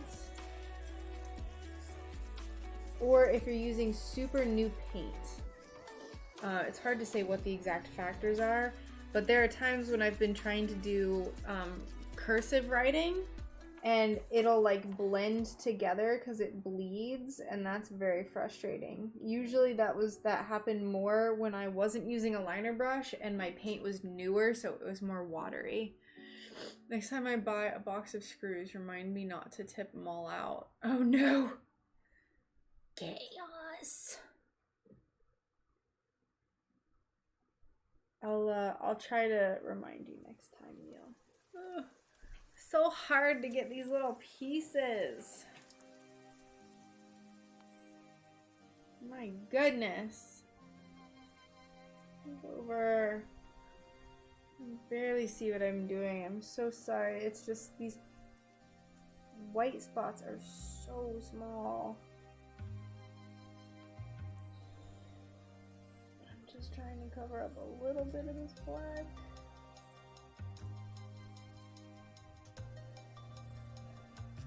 Alright. That was as good as it's gonna get.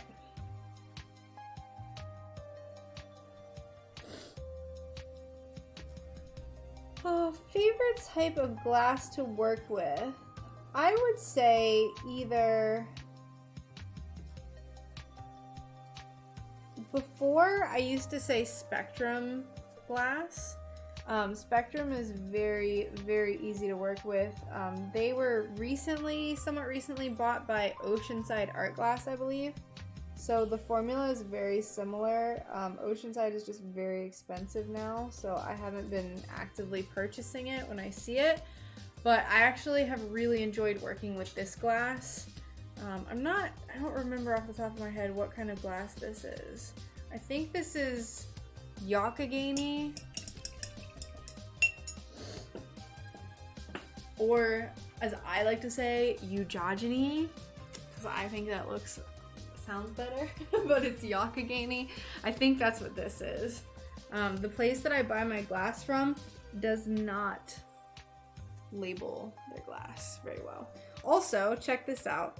So you can see, this sometimes happens when you put a lot of paint down. You see how it has like a little butt now in the middle of the planet?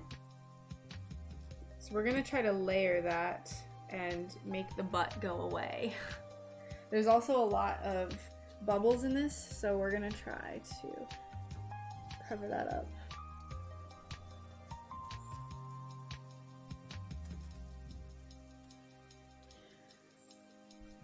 We're gonna do just another layer.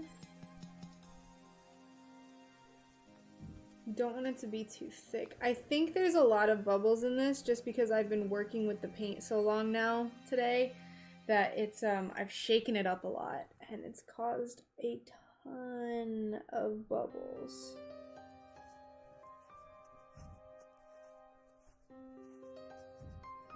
If we keep, usually once it starts doing that, it's hard to paint over it.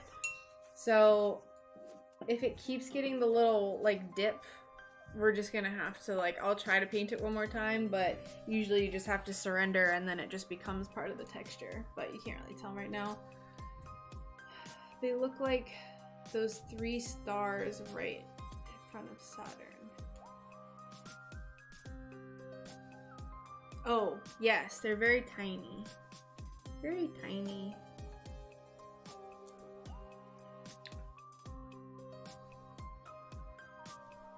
Here's our favorite space song. I want to favorite this song because this is honestly my favorite song on this entire playlist.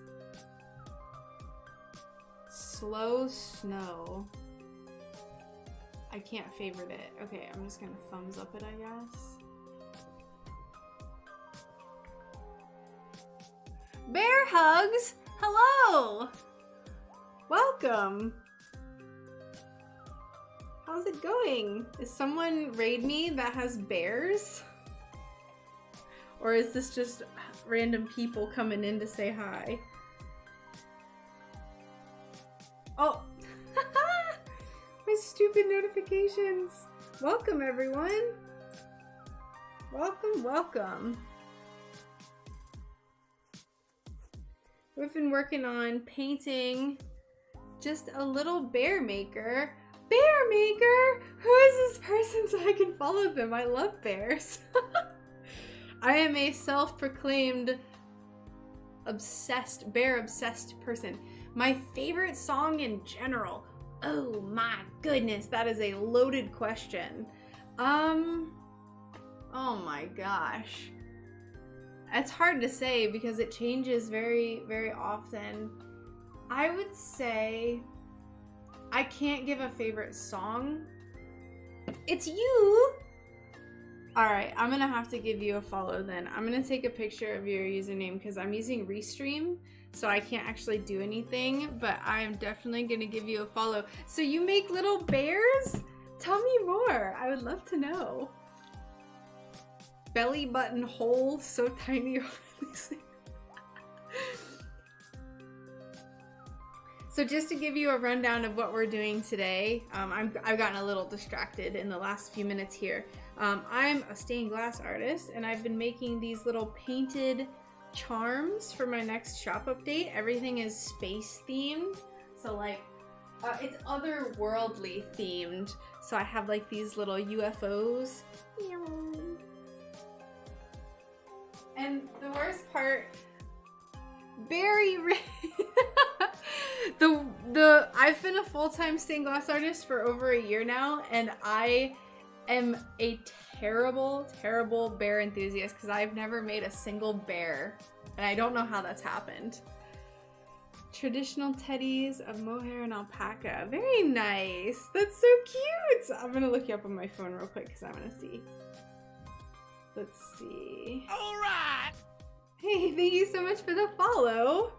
Thank you, thank you. I hope you had a lovely stream today.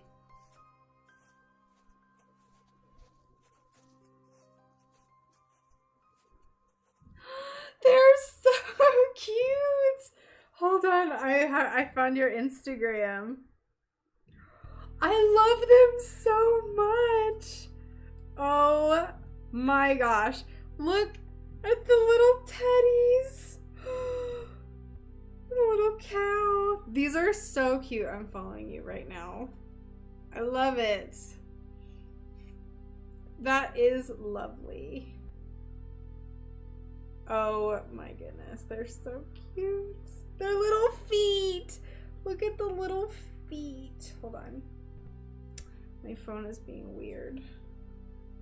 Anyway, they're precious. Precious!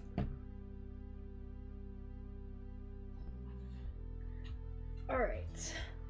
Let's see. I think this has dried. Yes, it has. So let's go ahead and paint white over this.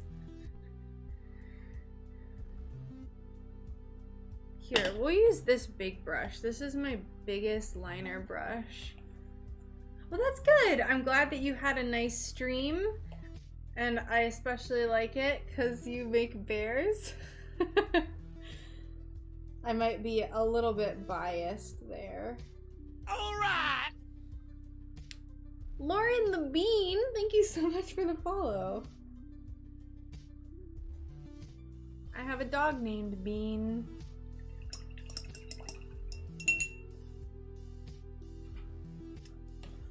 Oh, the sun is coming in. I guess you can't see because it's super zoomed in right now. Oh well. Alright, so let me clean up this edge just a little bit. Oh no.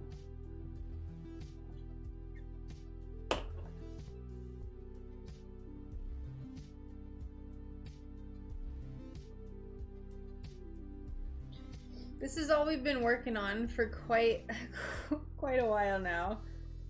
Painting glass takes a decent amount of time. Also, thank you, Lauren. I appreciate that. Welcome. Thank you for the follow. Hope you're having a lovely day today.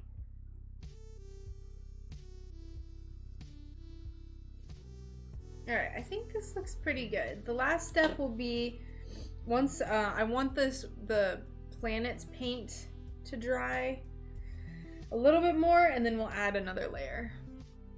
I bought subscriber token but can't subscribe to you. Not sure how it works. So I actually don't have subscriptions enabled because if you are an affiliate on Twitch, you can't multi-stream. So I stream to YouTube, DLive, and Twitch. So oh, okay.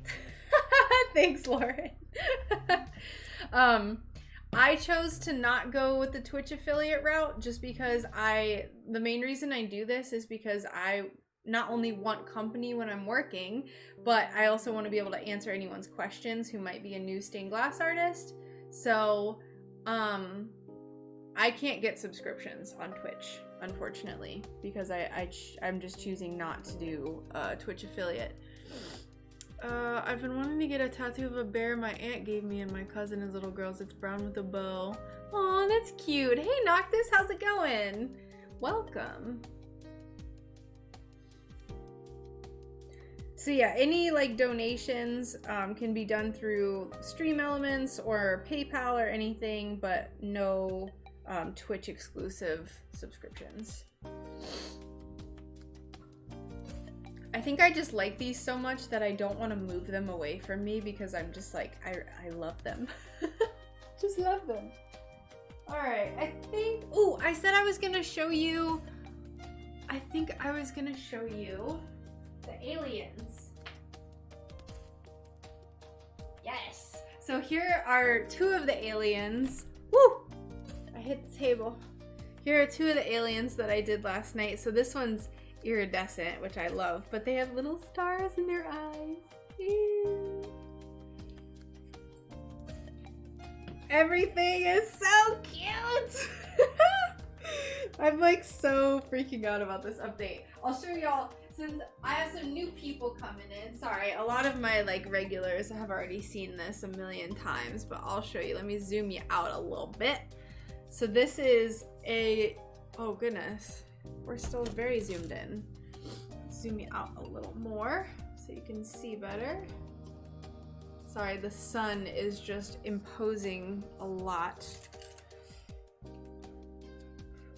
So here is, oh my god, this UFO. This was the first like spacey thing that I did. I have this on my Instagram, and all this stuff is going to be available in at the end of July, but you can see I'm just like going crazy with like the UFOs and the little aliens. Ah! Yes, thank you, Risk. I also have a Patreon for anyone who wants to help support me. Not needed, but always appreciated. I need to get rid of this sun issue right now. It's very bright in here. Let's do... Luckily, I have these big sheets of glass that I can just block my window with. Excuse me. Right? So hold on. Let me show you something too. So this is actually a UFO. It's perfect. It's just perfect. I've had this shirt for so long. This is one of my favorite shirts, and I just wear the crap out of it. Everyone knows this is like the only shirt I ever wear. Sorry. Oh god, I'm so sorry. It's so loud. There we go. Sun. Goodbye, sun. Alrighty. I think I want to move on to some planets. I'm going to paint these later. I usually can only take so much painting, and all I did today was paint these 4 things. I don't know how this has taken me 2 hours, if we're being completely honest with ourselves. Not a clue, but we're just gonna, it's fine.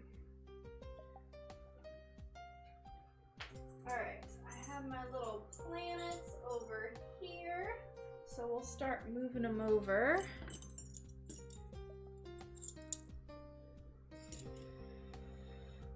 Let's put these back. I have this like kind of unsettling army of little aliens back here. So it'll be upside down, so I'm sorry. But right, oh my god, over here, you can see the aliens. And it's just like kind of spooky. They're just like a bunch of alien heads chilling. What kind of paint do you use? So I use Pebeo Vitria 160 paint. And it's really cool because it sets in the oven, so you don't have to have a kiln. We appreciate consistency. I got you. Asgard. The grays. Yeah, someone asked if I was gonna make reptilians, but I was like, no, just the grays. Yeah, I've only ever used that paint and I love it. So here's our little planets. This is only a few of them, but just to give you an idea. Let's move these. I'm gonna put this cardboard on the floor. So we'll move this over. We're gonna switch it up to some foiling because I'm just tired of painting now. Even though I still have a lot to paint, we're just gonna switch up. My favorite color for the glass is definitely just like these wild colors that you're seeing. So this piece of glass that I made the background for this UFO is absolutely my favorite glass I've ever owned, and I've used all of it. It's gone. Gone. So let me see if I can show you what this looks like, because it is such a pretty piece of glass. So it's like rainbow colored. It's kind of cheating, but so, oh God, frustrating. Come on, work with me. So you can see like all the blues and yellows and pinks. Like it is just crazy. It is crazy. Look how pretty it is. This is my favorite. So, rainbow. Just jumped in. Thank you so much. I'm so glad you like them. Let's resituate ourselves.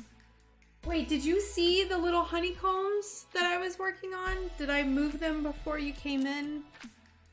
Please let me know, because I'll show you. I'll show you what we've been painting.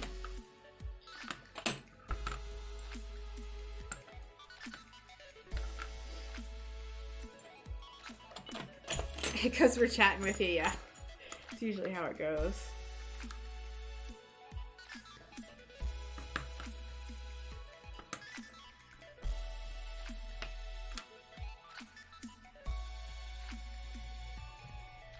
Hold on. Let's change the focus is real messed up.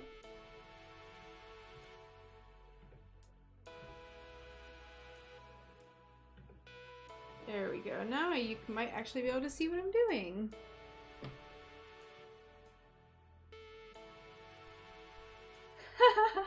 Alright, cool. Then you'll see me very, very slowly working on them. I don't know how it took me that long.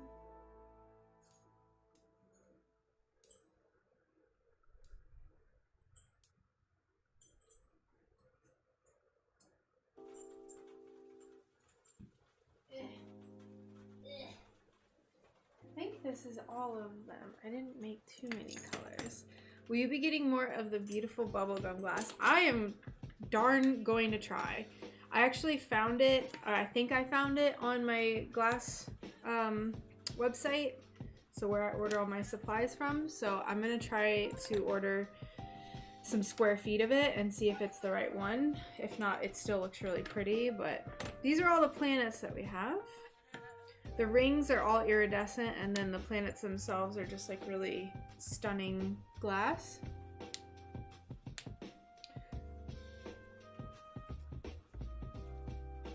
And then this one is all black, opaque, but it's completely iridescent. So we're gonna foil these because I need to get these soldered up soon. Let's see if you can see the iridescence. Yeah, there it is. I'm gonna put my paints away real quick. Give me just a sec.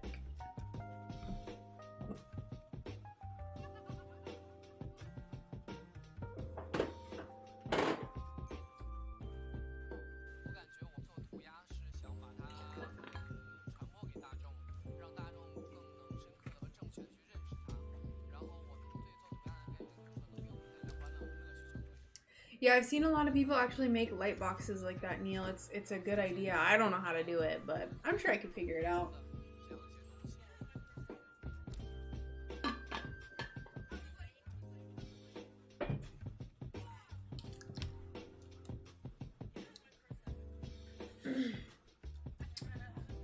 Alrighty. These are all going to be hand foiled.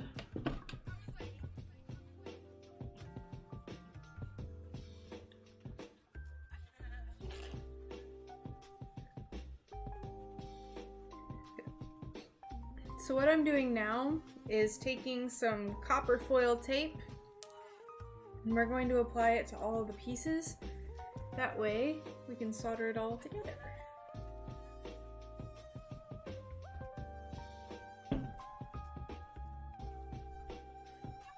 I am so glad you think so. I am really happy with how these have all turned out. I don't want to use this.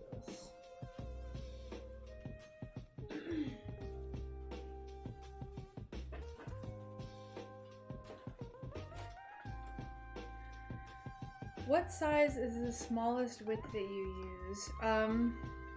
5/16 I think is the smallest one I have. There's one that's smaller than that, and I've never in my life, don't think I'll ever use that.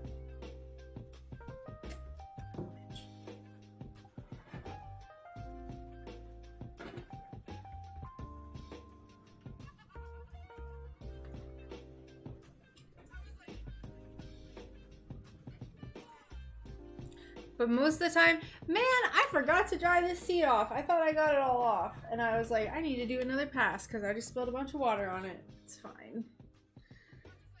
Most of the time I use 7/30 seconds though. Like these are all going to use 7/30 seconds.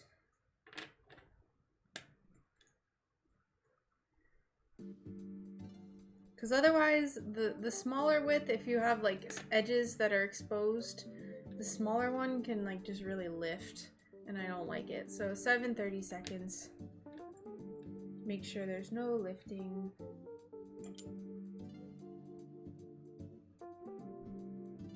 And what I'm doing right now, for those who aren't familiar with stained glass, is I'm just getting all the glass dust off of the edges. I use a glass grinder to smooth everything out. And then usually it leaves kind of like a dusty residue on all the edges. So I'm cleaning it off, that way the tape can stick properly. I'm working on the tiniest necks and only have 7/30 seconds. Yeah, I would say in cases like, wait, necks?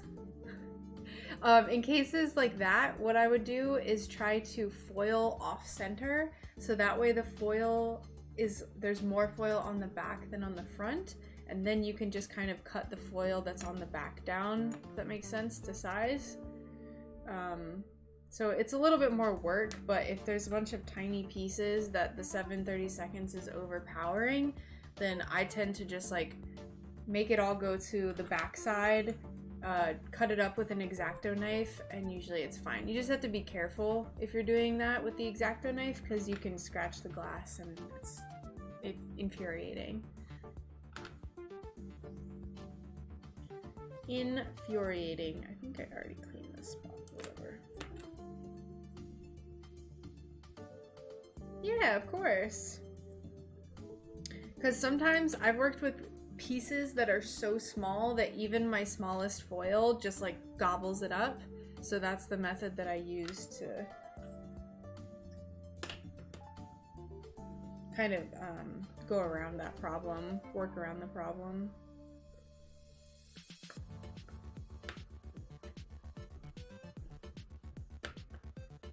But like I said, just be careful. Just be careful when you're using the X-Acto knife. I have scratched a lot of glass doing that before.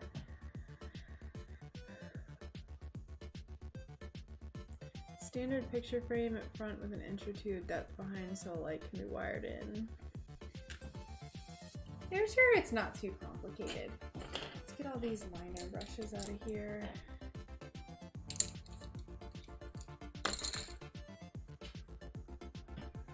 Oh yes, the ice cube! Isn't it wonderful? I'm so glad. So glad.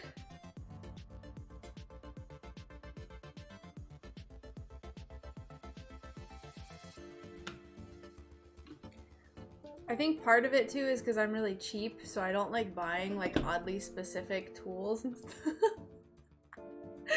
So I find workarounds for things that I don't want to buy stuff for.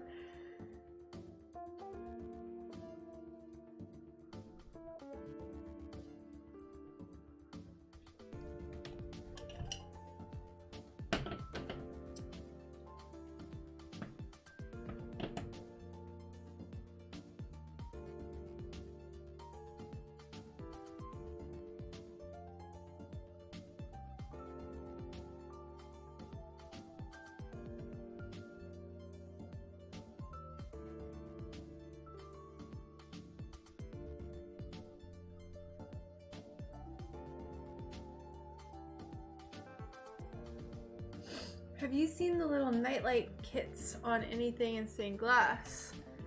Yes, I have. I actually considered making some for this update and then I just never ended up following through.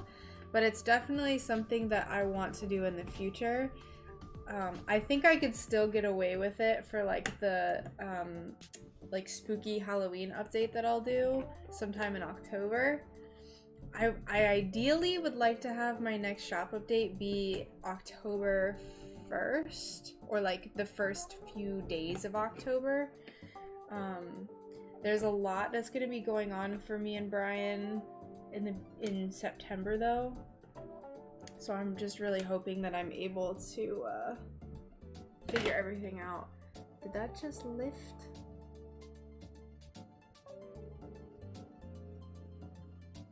I think so. I think it's fine.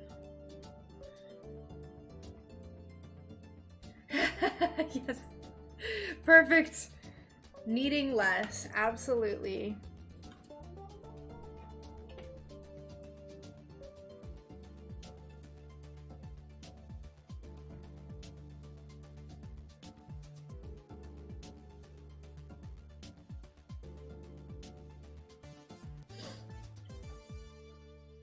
So the trick now, Risk, is going to be finding more of this glass because honestly for this update I've used almost all of the like funky space glass that I have. I have very, very little of it left. Very little.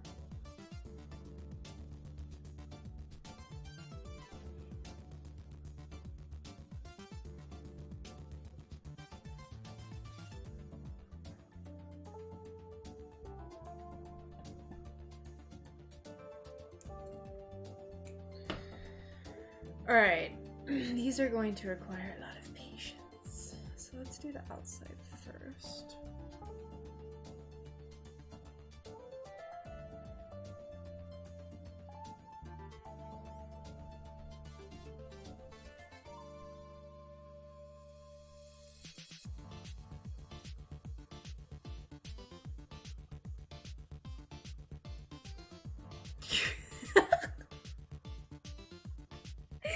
Androgyny.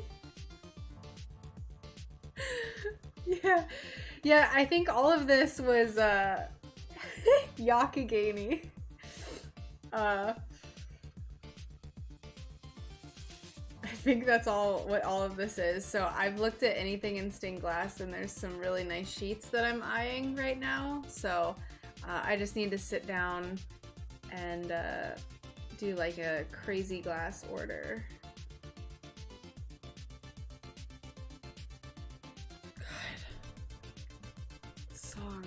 Too long.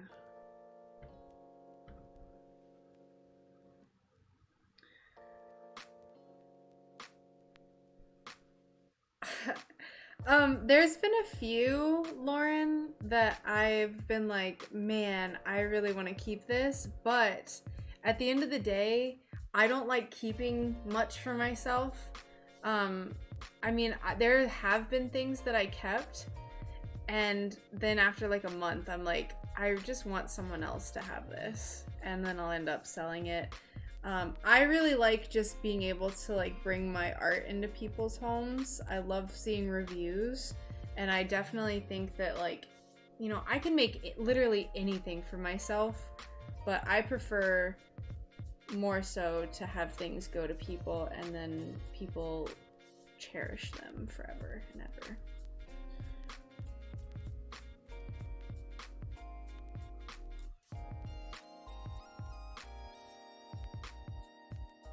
It takes a very, very long time, Risk, but you can see no cracks. Usually the back will end up getting cracked because I'll get impatient, but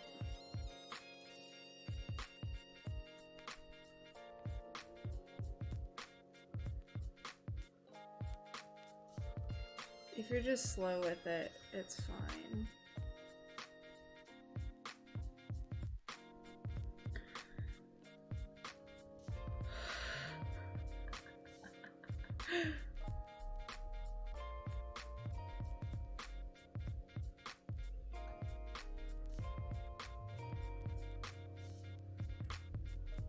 Alright, there we go. So, as you can see, not really because autofocus is off, but no cracks. If you take your time with it and really get your fingertip in there, anything is possible. Now, the trick is, for corners like this, I like to go in, burnish the edges like this, because there's inevitably going to be a little bit of lifting. And then what I'll do is go back in and finish pushing it down.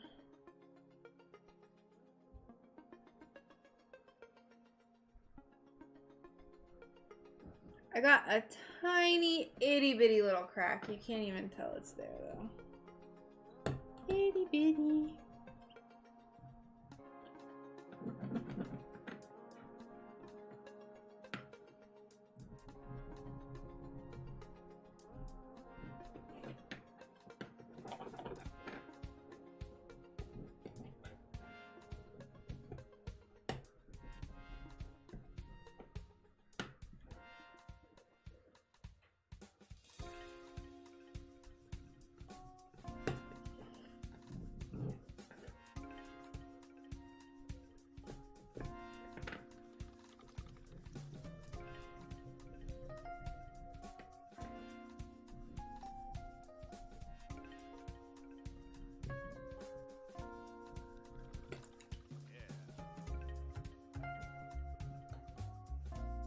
I still have a glass splinter. Okay, I like totally just like skipped over this and then I forgot to reread it. Mozart came up with a special ending to his long music so people would know it's the end. That's so considerate of him. Bless him. Absolutely. Yeah, so kind of going back to that, like I think I get tired of stuff and it's not as special for me. And I do find a lot of joy in knowing that other people have art that they can't necessarily make for themselves and that they love having. So I just like making it and making people smile. Tiniest little crack, that's so frustrating. But the crack is so small that happened in that corner, it'll get covered up with solder, so it's fine.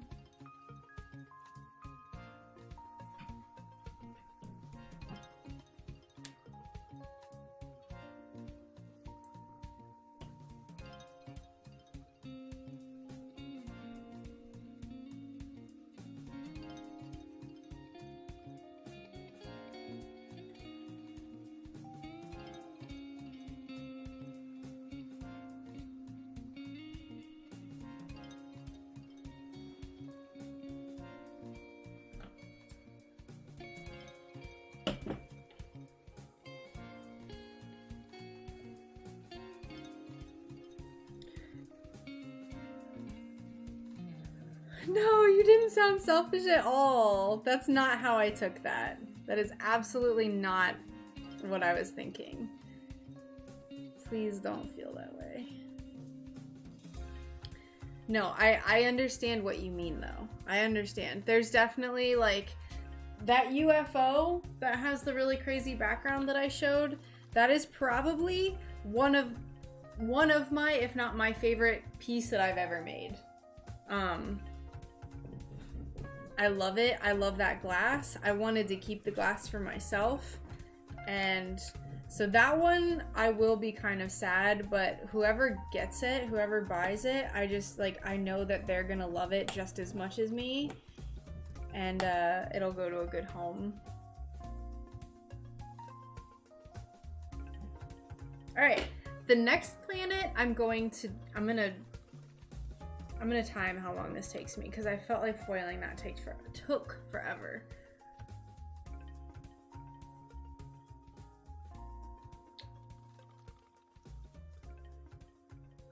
Let's see, so it's 5:01 now.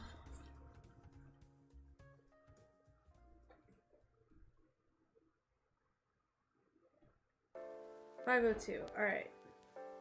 Let's see how long this takes.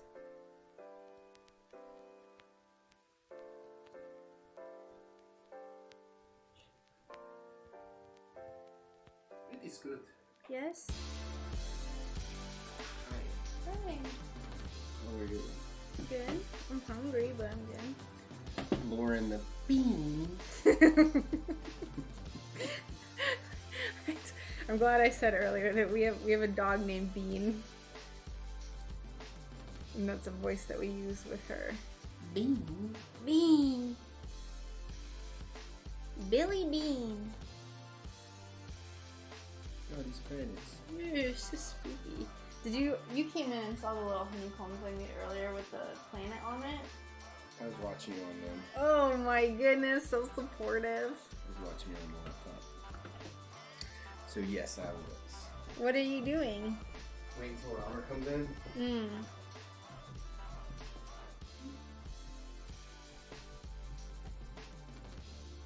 Okay, bye. So rude. Never says bye to me.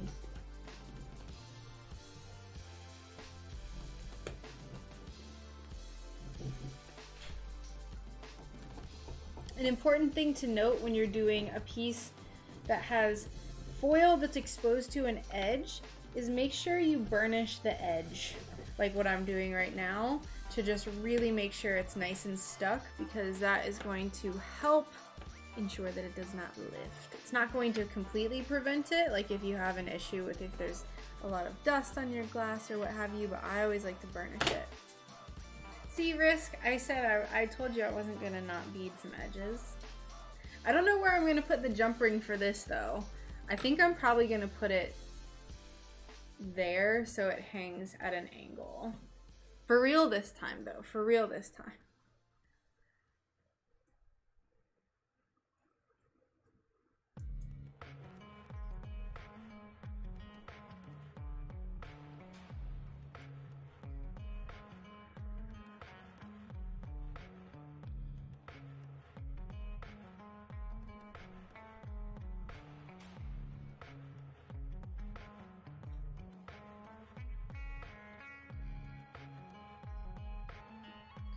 For these pieces that have these super concave parts too, it's important that you really make sure you get your finger meat in there and like squish it down, because there's nothing more infuriating than going to burnish the edges and then there's a gap where the foil didn't completely touch the edge, and then you gotta redo it, or like smush it down and it just doesn't look as good. Nothing worse.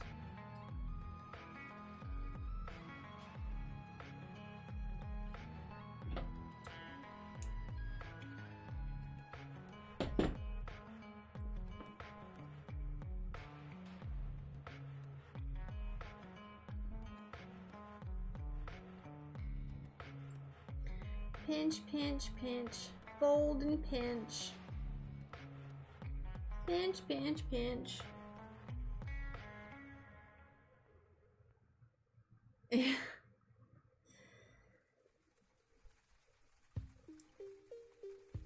I like to just like, I'm glad that I've documented everything on Instagram, because it's nice to be able to look back and like see the stuff I've made. It's crazy too, like how much I've made over the last year. Sometimes I struggle with feelings of like I don't do enough, but then I think that I'm just like being kind of crazy and I'm just like, chill out.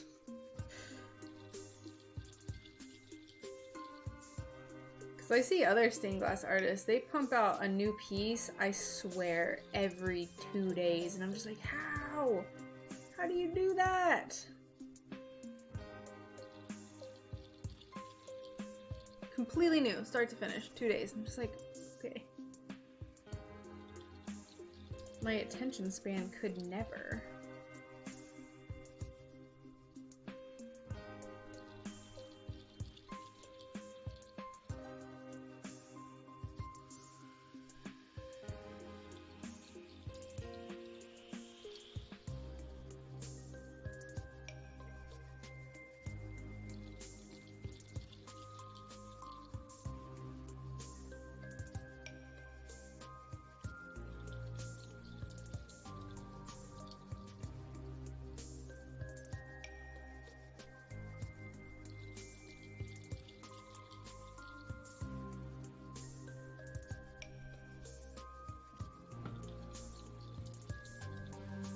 absolutely.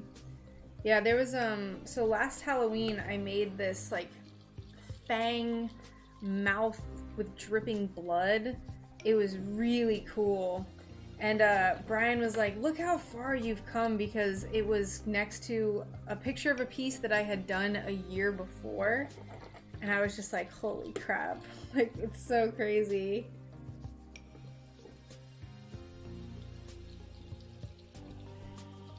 So, for reference, here, I'll pull it up. No. Foil! Foil! Foil! I'm timing this. Stop it! Stop it, me! I'll show y'all in a second. Goodness gracious sakes alive, I'll tell you what. It's my constant struggle with myself. Alright, so I started at 5:02, so it's been 4 minutes.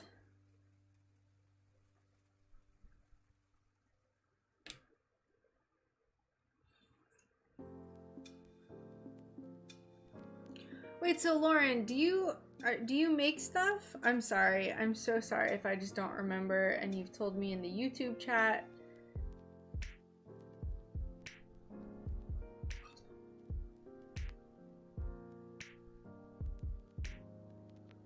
I talk to so many people. I try to remember everyone's stories that they've told me in their projects and what they do, but it's hard sometimes.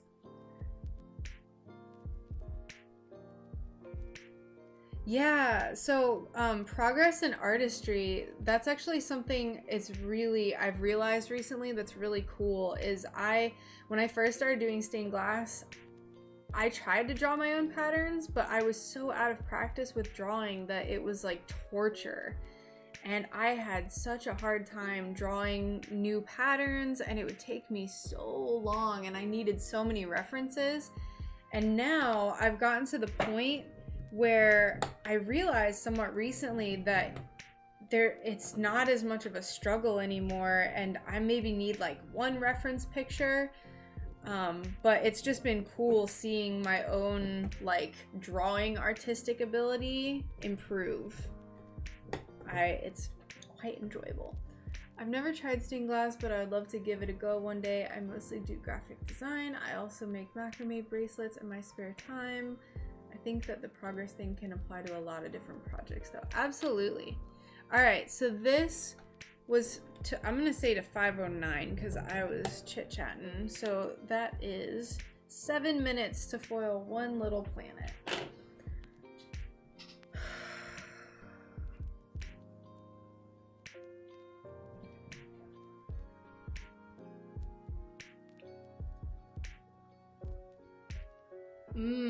Yeah, it takes forever.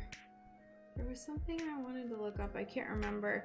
I think I'm gonna go ahead and end the stream for right now. I'm gonna find someone to raid on Twitch though, because I have a few viewers. So let's go to Twitch and see who's on.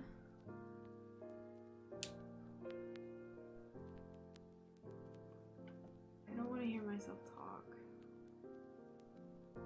Let's see.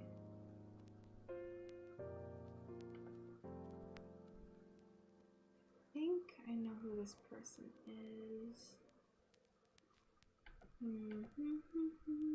Thank you so much.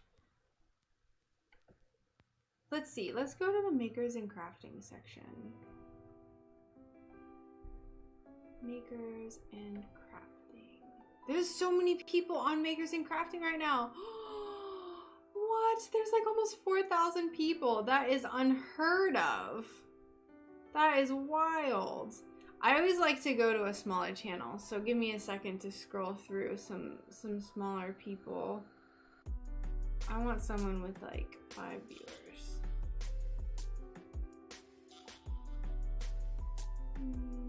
I wish there was another glass person. Cosplay.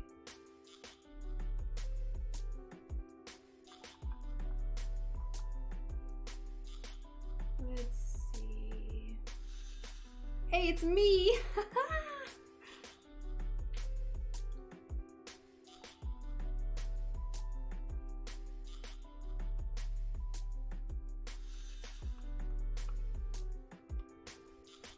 Megan of All Trades is really good. Is she streaming right now? Let's see. Let me look that up. Yes. Okay, let's check this out. Stand by, y'all. Stand by. Thanks for hanging out. We're...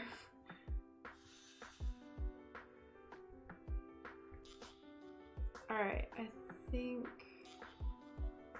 Let's go to my channel.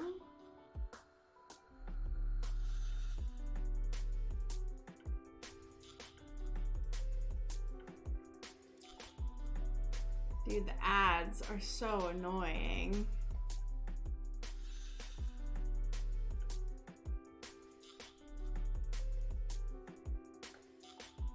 Alright, this person looks cool, so we're gonna raid them. I think I do raid Megan of All Trades.